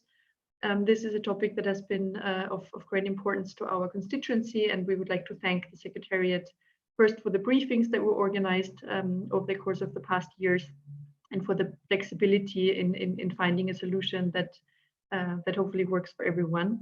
So it's good to see, in any case, it's good to see that the work program has projects included already, even though we've only had a few months after the BTR support was officially launched. Finally, I would also like to echo what others have said on the concentration of GEF resources. We've talked about this a lot today. This is an issue of great concern to us as well, and we look forward to seeing how, through hearing suggestions as part of the GEF aid replenishments on how to deal with this concentration issue. Thank you. Thank you. So next speaker is Ben, followed by Richard. Ben, you have the Thanks, William, and many thanks to Gustavo for the very concise presentation, very helpful. I think, like others, we particularly note the significant investment GEF resources being above the 75% at this stage of the project cycle. And I realize that Gustavo made the case about why this was a smaller work program than the past, but as Denmark has just raised, we would like to understand a little bit in terms of having reassurance that the remainder of the resources will be used in the GEF 7 period, particularly noting that UNDP had mentioned that the delays weren't due to the extra processes in place for them, for example, but actually due to COVID delays. So it'd be great to get that reassurance. We're pleased to see that this work program is allowing some catching up in some of the areas, for example, on chemicals and waste. That is welcome. But as others have mentioned, where Gustavo, I think, particularly talked about a number of targets having been surpassed the 100% mark, there were other core indicator targets which are below 50% at this 75% of the cycle. So it'll be useful to get an explanation in terms of how we can make up ground, as a lot of others have said on that particular point. We're interested by what other people have mentioned in terms of the review about the green and blue recovery. So interesting to hear more about that. And we will be sending in, as others have said, we'll be sending in some written comments within the time period allowed, but we'd also request to see project 10770 to come back again to the council for a second review. Apart from that, we'll be happy to support the work programme. Many thanks. Thank you very much. Richard, followed by Yoshiko. Thank you, William. Thank you, Chair, and thank you, Gustavo, for your presentation. I would like to thank the Secretariat, the GEF focal points, and the implementing agencies for the work they've done in pulling together this work program. It is both comprehensive, more balanced, and ambitious. And on behalf of the constituency, we can support the work program moving forward. I guess to echo comments already made by a number of countries, we would like further information about the blue and green recovery. We're very interested in that, and I'm quite interested in the relationship of blue economy, sustainable blue economy, and the blue recovery, as mentioned. Support previous comments already made about gender. And we also support comments already made about the chemicals and waste in international waters being rebalancing as part of this work program. And we'd also support further information about how those targets are underrepresented so far are going to be redressed in future work programs. We note that there's a number of projects in the Indo-Pacific region, and we very much appreciate that. I might leave it there. Thank you. Thank you very much. Yoshiko, followed by Kianwu. Yoshiko, you have the floor. Thank you, William. We would like to thank the GEF Secretariat for providing this document, along with an annex that screens the risks and opportunities linked to COVID-19, which helps to expedite our deliberations. Thank you. We're aligned with our colleagues in support of the concepts laid out in the work programs and will not repeat here. But we have submitted in writing some questions we harbored from the document and proposals, but outlined some of the broad concepts here. First, on the overall programming status, we're grateful, like others, to see the strong achievements in most core indicators. But on the three laggards, as mentioned by others, mainly related to chemicals, terrestrial protected areas, and areas of landscapes under improved practices, these are all important areas for us. We'd like to understand whether this can be sufficiently addressed within the GEF 7 window or whether they need to be carried over into GEF 8 programming. Secondly, we're encouraged to see the return of funding risk appetite as signified in the NGI proposals. We appreciate the Secretariat's efforts to undertake due diligence to screen some of these projects. In presentation of the NGIs to be approved from next council, we would like to request the Secretariat to please include information that's relevant for an equity level risk assessment. The descriptions provided is one that's sort of equivalent to a grant instrument project, and we think that there should be a differential presentation of the issues and information in light of the different risk profile involved by us. Thirdly, on projects that entail industrial and technology development, it's essential for us that these projects do not take on the appearance of special subsidization of a particular standard or group of stakeholders or regions, etc. And the process needs to be absolutely transparent and accountable.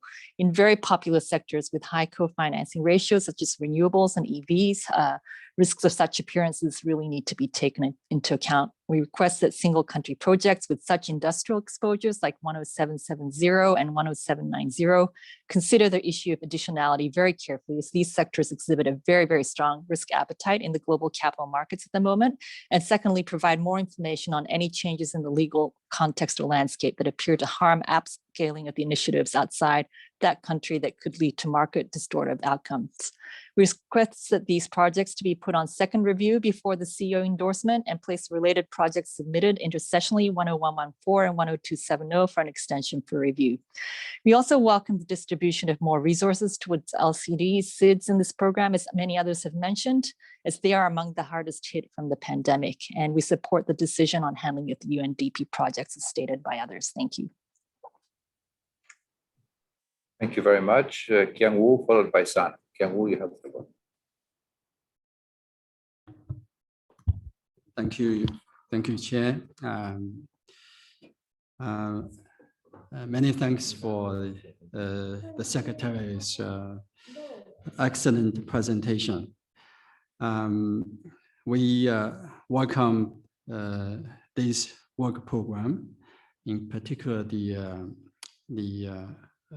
balanced approach of implementation agencies and the distribution of GEF funding in focal areas and regions.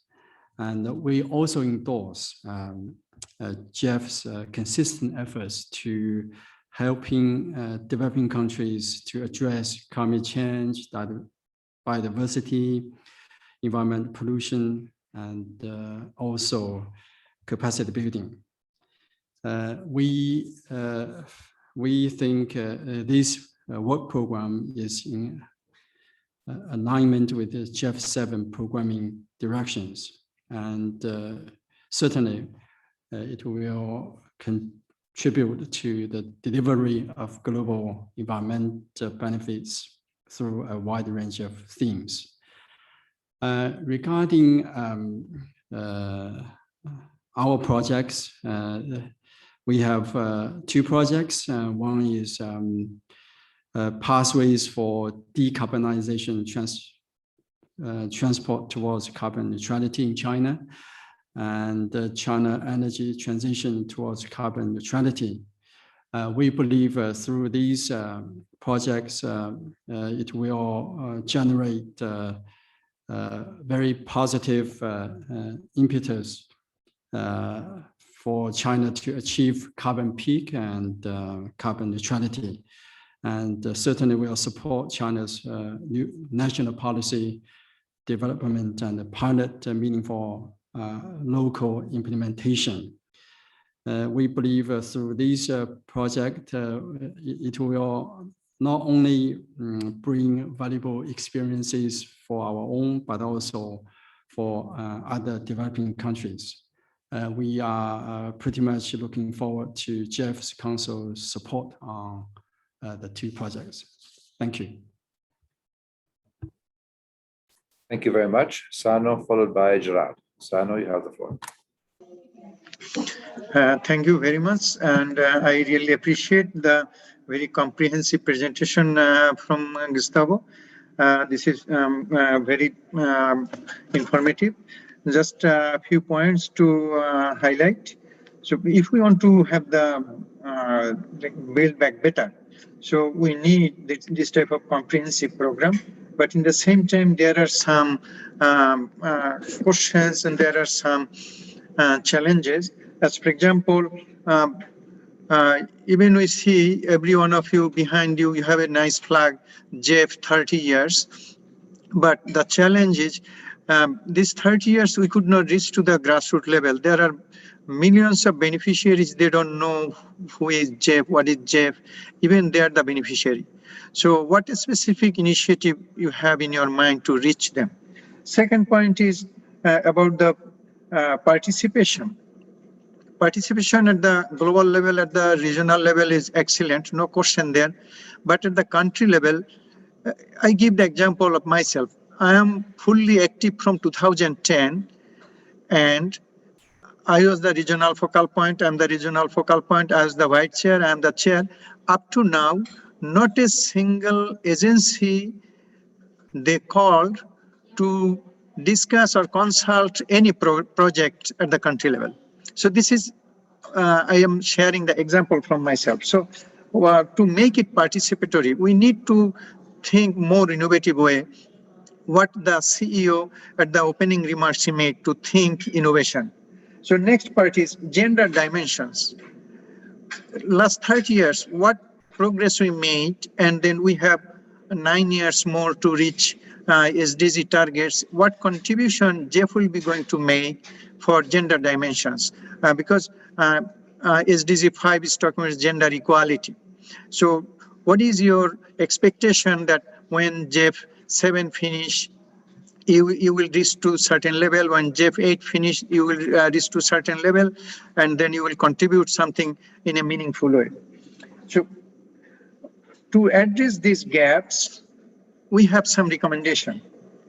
Recommendation 1, we proposed CSO, government, private sector organizations, multi-health stakeholder dialogue platform as an ongoing process, not as an event, as a process, where annually all the GEF projects, including HGP projects, they may have every country 2 days or 3 days reflection meeting. In that reflection meeting, all the progress of the projects will be shared. Private sector, civil society, government, and other actors, they will participate. So that can be the entry point, that making the GEF visible. Because what we have been doing, that it is not enough. One more good example, if you look at the global environments, the total crisis of the environmental is increasing. Even the investment is increasing, technique is increasing, strategy is increasing, but it is not adequate. To make it more meaningful, to make it more adequate, so GEF CSO network aimed to initiate some very much participatory approach, and we are in a process we have already made a public petition to support the ideas of environmental and climate literacy, capacity building, and gender mainstreaming, participation at the grassroots level, and making the GEF flag high to each and every beneficiary, and also the non-beneficiaries. They know what is GEF. To make it happen, we need innovative approach, and the traditional approach may not give result, and there are the evidences. So for that, first of all, recommendation 1, we need to be innovative. We need to be meaningful participation, ensuring we need to be accountable. GEF Secretariat need to be accountable. Every unit need to be accountable. Civil society need to be accountable. Agencies need to be accountable. If we show only that gender, we have addressing gender dimensions, but what is the output? Each GEF cycle should give some concrete result. The next cycle should be built on the achievement of that cycle. So there is a bridge, and that we understand as the program of integrated approach, not the isolated, not the fragmented approach. If we forget our history, what we achieved in GEF 2020, if we forget what we achieved in GEF 6, what we are going to achieve in GEF 7, then what we are going to build on for GEF 8. It will not be country-driven program. It will not be integrated. The risk of the climatic events will be increasing, and I want to hear from you. Thank you. Thank you very much. Next, the floor goes to Gerard, followed by Marta. Gerard, you have the floor. Thank you, William, and thank you to Gustavo for the presentation on the GEF 7 work program. I would like to say that I represent the constituency comprising of African and 6 countries. So I would like to also put maybe a few requests to the Secretariat The first one is to give consideration for increased flexibility regarding the utilization of the amount committed under the GEF 7, especially in this unprecedented period. I think that the CEO rightly pointed out during his welcoming statement that there are a lot of operational challenges, and we can see that in many programs there has been a marked achievements in terms of implementation, but we do have gaps in progress in 4 programs. So maybe I think that we need to give some considerations to the fact that many countries have been in a lockdown period. They have been facing a situation where there were restrictions on travel. So maybe this secretariat can consider, can be more flexible in the implementation of the deadlines. We know that for those countries that have submitted PIFs, they can still benefit from some extensions, but for those who have not yet submitted their PIF, they might not be able to utilize fully their GEF 7 allocation. So maybe here we need some flexibility. A second request is about co-financing. We know that countries are being faced with the problem of debt. Some are being exposed to downgrading by rating agencies as a result of the pandemic, where there were a lot of expenditure related to health. So I will maybe here make an appeal to the GEF Secretariat to be a bit flexible regarding the financing ratios. I think that we need to have a comparison, compare the co-financing ratios practiced in previous years to that of the pandemic period. And maybe we need to look at the right policy for the implementation of these co-financing ratios, because we know that at such time African and CIS countries have limited capacity in terms of raising loan financing. So I think that we need to maybe think a bit more about how to address this issue. Third question is about contingency fund. Does GEF has a contingency fund? I think that this is important as well to be able to accommodate certain deviations.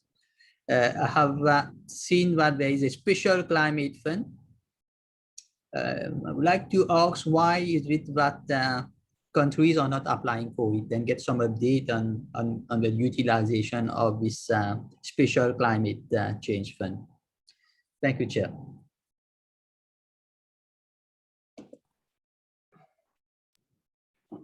Thank you very much. And the final speaker will be Marta. You have the floor.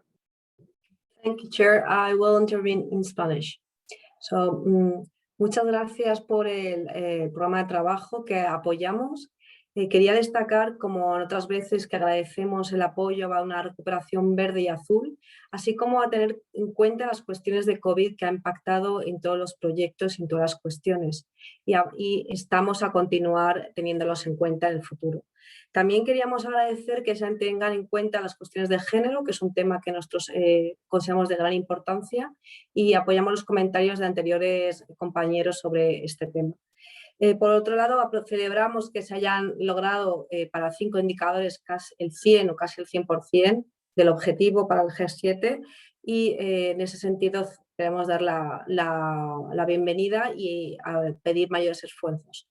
Y por último, también quisiéramos destacar la importancia de la cofinanciación para el sector privado, y sobre este respecto agradeceríamos mayor información sobre el montante de cofinanciación al sector privado para este programa de trabajo y las expectativas para el futuro. Y por último, queríamos compartir la preocupación destacada por Brasil, aunque si bien se ha explicado anteriormente por qué había caído la proporción para Latinoamérica, si efectivamente hay una tendencia que cae o no, y si pudiésemos tener mayor información se agradecería. Muchas gracias. Thank you very much. With that, we finish the list of speakers. Back to you, Mr. Chair. Thanks, William, for this, and I want to thank all the council members for all of your interventions, your questions and comments. There will be some footnotes that we already took a note, and we have a proposal in terms of the proposed decision by Switzerland. But before that, I'll pass the floor to Gustavo so he can respond to questions and react to the different comments. Gustavo, over to you. Thank you. Can you hear me well? Just to make sure. Very good. Yes, we can. Very good. Excellent. So yes, there's been a tremendous amount of interest on of course the GEF 7 targets, not only the ones that we have been performing well, but in particular the ones that have not attended to the targets that were set, in particular the ones that deal with protected areas, as well as the chemicals and waste.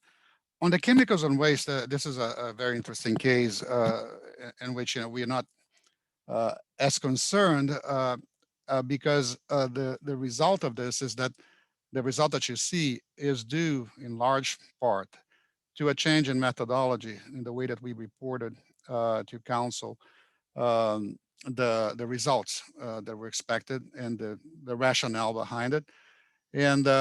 And we used to report on what we called the best estimates that we had at any particular time, the best available estimate. And we changed the methodology to try to standardize things and not have a lot of fluctuation between what comes in the PIF versus what comes in the endorsement.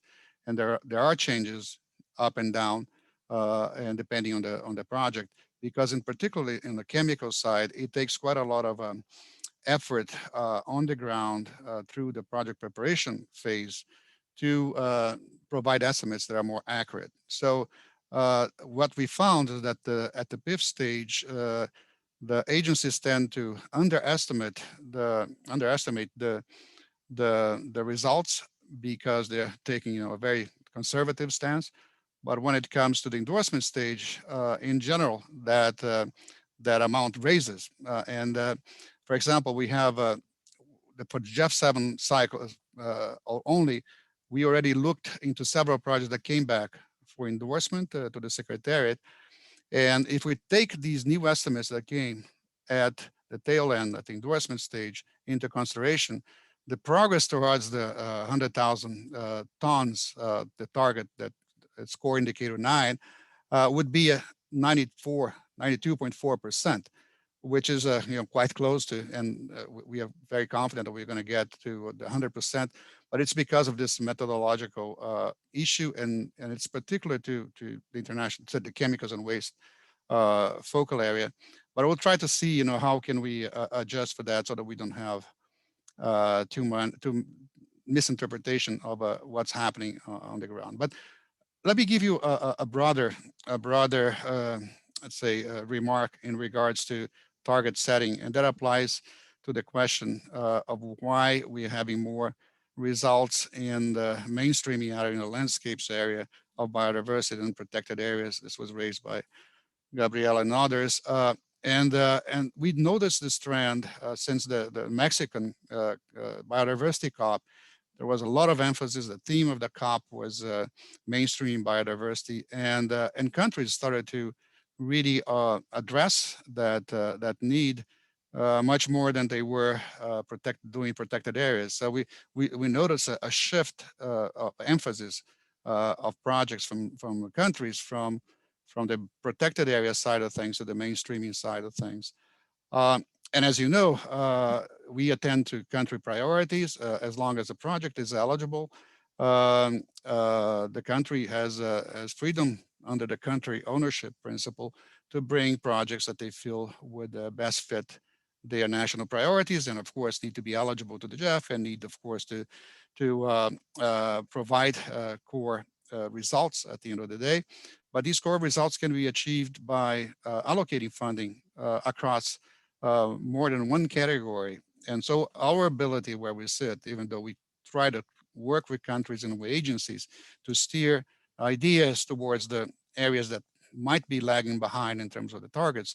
These targets, when we establish them at the beginning of a cycle, they are notional because, again, there's quite a lot of freedom for countries to allocate their star resources towards one or another priority. And this is why we believe you've seen these results, and these results are not new. They were there also in GEF 6. So there has been a shift of emphasis. But now with the global biodiversity framework that's being negotiated at CBD, if it goes towards that goal of protecting significant fractions of land and oceans, the 30 by 30% target, we might see a reversal on this because priorities shift also in response to policy signals, in response to global attention. So that's what we might be seeing soon.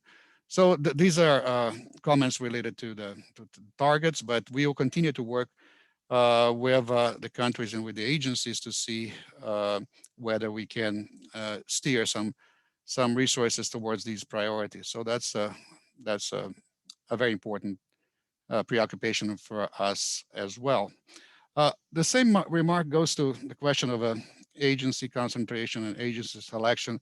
And this has been said before in the section about UNDP. We have very limited ability where we sit to determine, to steer, projects towards one or another agency because the agencies are picked by the countries. We do conduct technical analysis to see if the agency is well fit technically and with experience to implement a particular project. But other than that, the country has quite a lot of discretion to choose who they're going to be working with. And that's a very important principle that's ingrained in the GEF system for quite a long time. On the question by Brazil, it was also reiterated by Spain just now on LAC, and that's really the what I could tell you is that the region has programmed more than where they should be at this stage in the game, and the second point is that we have cleared we have approved every project that has been cleared by the deadline to put the work program together. So in that sense, we are not holding back any project other than the ones that are still have pending issues, be technical or financial or operational, that are being discussed between the agency and the secretariat. But everything that has come to us and that was technically cleared by the deadline that was set was approved. So the more you program, the less resources you will have towards the end of any particular cycle. So that's the main explanation for that trend. For those that still have star locations available, we are working very closely with some of the countries that have been lagging behind to see if they can step up to the plate and bring these ideas forward for us to act upon. We got quite a lot of remarks with in relation to projects that would like to come back for a 4-week review process. So just ask the favor for you to send those in writing for us. So if we pick them up during your comments, but we might have missed something. So please send them, including the ones that were more elaborated regarding the craft project that was raised by Switzerland and also by Germany. The question that France posed on the IFC project on hotel revitalization, yeah, we hear you, and actually the guarantees would not apply to the non-IDA countries, so that process has has already been thought through. And as it was mentioned, the luxury hotels that typically include high-end 5-star properties, and these are not eligible under the current project. The question from France also on supply chain issues of the Lebanon UPOP's circular economy project. The bank is considering options for interventions up and down the supply chain of waste, in particular of this project, including intervention at the source to include a circular economy approach more directly. Sweden asked about the fact that we have 2 agencies that have not implemented projects in GEF 7, and we have been working closely with both of them. In this case, it might be it might be a question of capacity still. For the other, it really depends on whether the government decides to use this particular agency as a national agency, and we can't really act differently from what the countries are signaling us in terms of their agency selection for a specific project. There were many comments on requests to talk about how projects were reflecting on the possibilities and opportunities for green and blue recovery, and there are many actually. And if you can see the COVID screens that we appended to the cover note of the work program, you can find many examples there.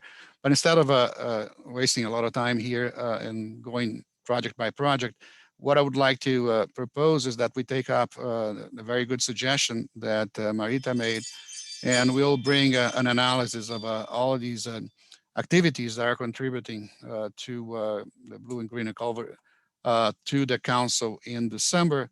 And then this can also be a very good pointer as we also enter into the discussions about GEF 8 and how the pandemic, post-pandemic phase can be better addressed by the strategies we are proposing. Let me see here what else I might be missing.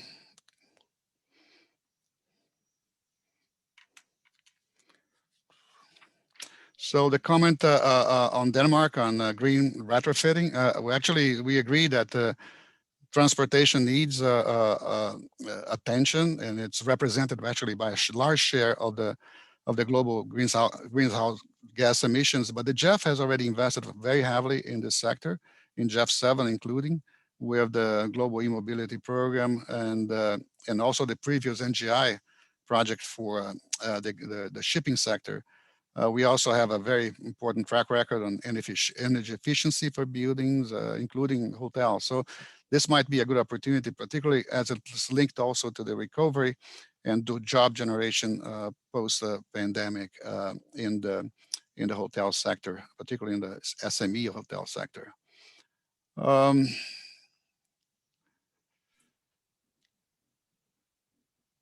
Ben asked about where we are in GEF 7 and whether we'll have any issues of programming the remaining resources. Again, we are, as you noted, Ben, and as I presented, we are ahead of the game. So in a sense, we are using resources quite efficiently. But towards the end of any cycle, there might be glitches related to occasional country capacities. We do the best we can, but we want projects that are viable.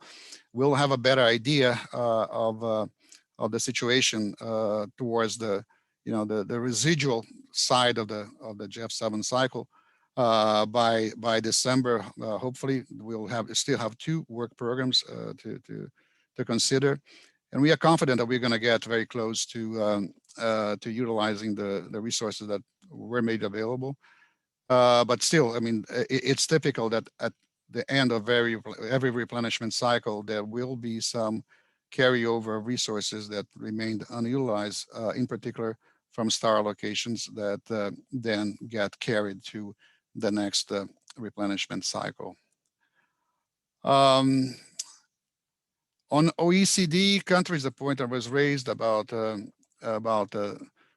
10% limit. Actually, we are at 1.58% allocation to countries in that category. So we're still, very compliant to that with that expectation on OECD and on that countries. Let me see what else. The question that Mauritius, Gerard mentioned regarding the Special Climate Change Fund. SCCF is one of the two climate change adaptation funds that the GEF manages. We'll have a specific council meeting to discuss both funds, including providing a technical progress report on where we are with both funds. But just to respond quickly to your question, the Special Climate Change Fund is lacking resources. That's the reason why access has been limited. And these two funds, they are voluntary funds that depend on the donors. But that discussion can be brought up during the council meeting that we'll have towards the end of this week. Carlos Manuel, I will let you respond, if you don't mind, to the questions that were brought up in regards to the increase in flexibility that Gerard also mentioned from Mauritius, the extension, the issue of extension of deadlines. But Gerard, just to be clear, according to policies, and it depends on the GEF Secretariat, at the end of every replenishment cycle, the unused resources or projects that have been canceled, they do not go back to the respective allocations by countries. Whatever residual remains, as I mentioned earlier, gets carried forward to the next replenishment cycle. So that depends not on the GEF Secretariat, but on existing policies. On co-financing, we understand that in many countries there have been some challenges in securing co-financing. But the last work program, the one that we are considering now, we were relatively successful in securing at least expected significant co-financing, but the co-financing policy doesn't apply on a project-by-project basis. It applies to the entire portfolio. So there is some room for flexibility and for accommodation of local context, whatever that might be justified and required. Thank you for the comments on gender and how we are progressing towards the vision that the council has asked of the GEF, and we'll continue to make that those objectives really achievable and continue to report on you how we are doing, both the good news and not so good news. But I hope that with the report that we've made, it's clear that there is the direction of the journey here is really in the positive side. I think I've exhausted the main questions, unless someone may come back on any specifics. I'll turn it back to you, Carlos Manuel, for any additional comments. Well, thank you, Gustavo, for this. I would like to complement with a couple of things. We have highlighted to our council members that in this work program for the GEF Trust Fund, we have received a lot of proposals that are very much aligned in the country's aspiration and our interest to help to the blue and green recovery, clean, resilient recovery. So as you said, Gustavo will be preparing a very specific report with all details for council members in our next council meeting. In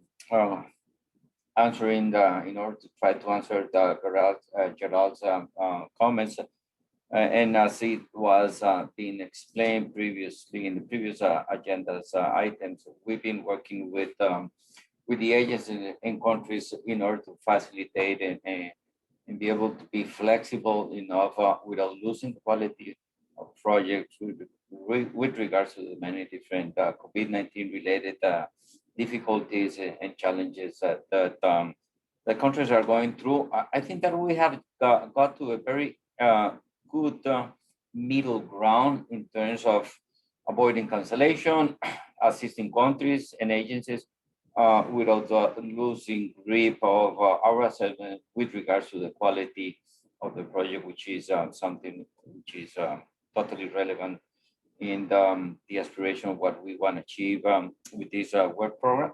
And Gustavo, there was a question with relation related to protected areas, and the observation was the low number of projects directly related to protected areas. I would like to say a couple of comments here and invite you to complement with me, Gustavo, as well. One is that in the overall GEF 7 cycle, protected areas continue to be a big component within the focal areas, but also there's a very interesting tendency of countries understanding that investing at the landscape level in capitalizing of our possibilities to support them through our integrated approach means that we can deal with the consolidation of corridors, working on conservation gaps, dealing with land use change, which are which generate direct benefits to protected areas. So that is a tendency that we see more and more. Nevertheless, we still have probably half of protected areas in developing countries are still very weak in terms of management capacities, in terms of financial resources, staff, and management plans. So this is very important.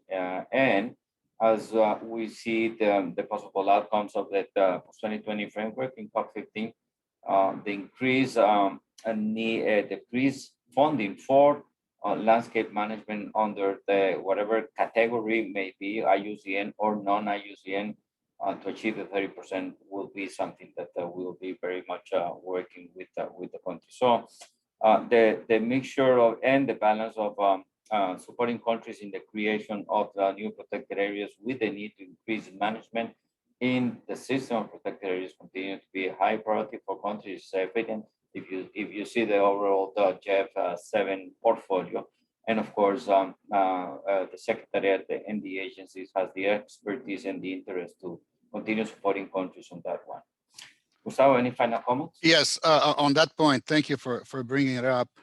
And it's very difficult for you to separate nature from the protected area and what remains around it, the matrix, as we call, or the larger landscape, because the viability of protected areas, particularly in areas that have been highly degraded around, is questionable without adequate management of the larger landscape, the production landscape, and what we kind of the mainstreaming of landscapes, and what Carlos Manuel mentioned. We need to start reconnecting ecosystems and protected areas, and that's why the restoration agenda is so important.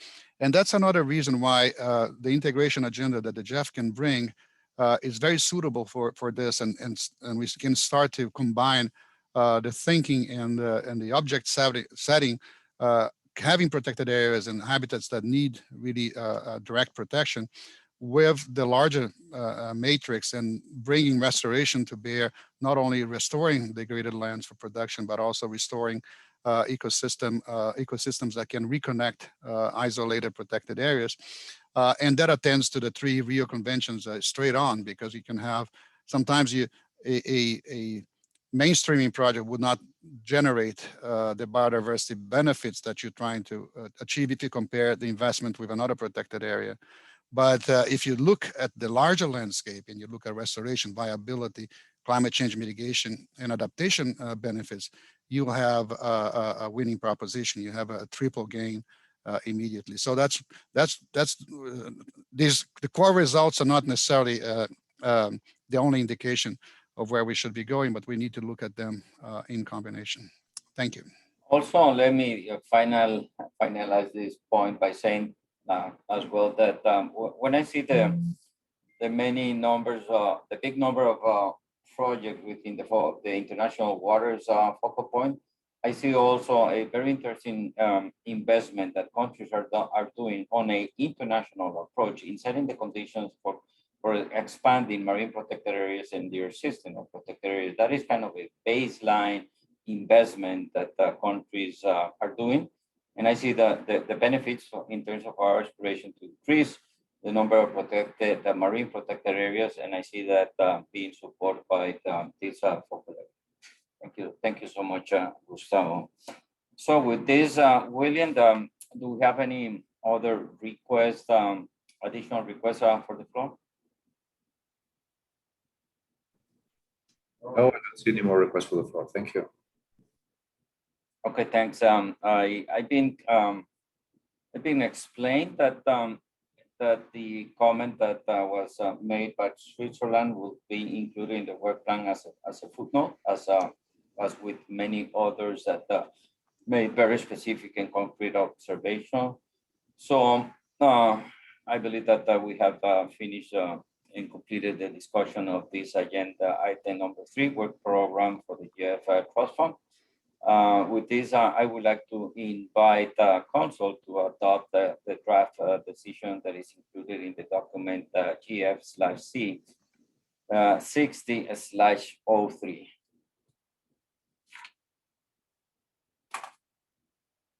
I see no objections. Decision approved. Thank you all. Thank you so much. With this, we conclude our first GEF Council meeting session. I would like to thank you all for today's meeting. The Council will reconvene tomorrow, 7 a.m. DC time, like today. I would like to see if our secretary has any housekeeping information to Council. William? Nothing to add. Thank you very much. Okay, well, thank you so much. It was, as I said, a great first session. Thanks for your support. To my co-chair, my big thanks, Mette, for the great job. Happy to be co-chairing. I hope that you can rest for the day, for the rest of the afternoon and tonight, and see you tomorrow, as I said, 7 a.m. DC time. Thank you so much. Thank you. Bye. Thank you. Bye. Thank you. Goodbye. Thank you. Bye Bye-bye. bye. Thank you very much. Bye-bye. Thank you. Bye-bye. Bye-bye. Bye-bye. Thank you. Bye. Bye-bye. Thank you. Bye-bye. Bye-bye. Thank you. Bye-bye. Bye-bye, colleagues.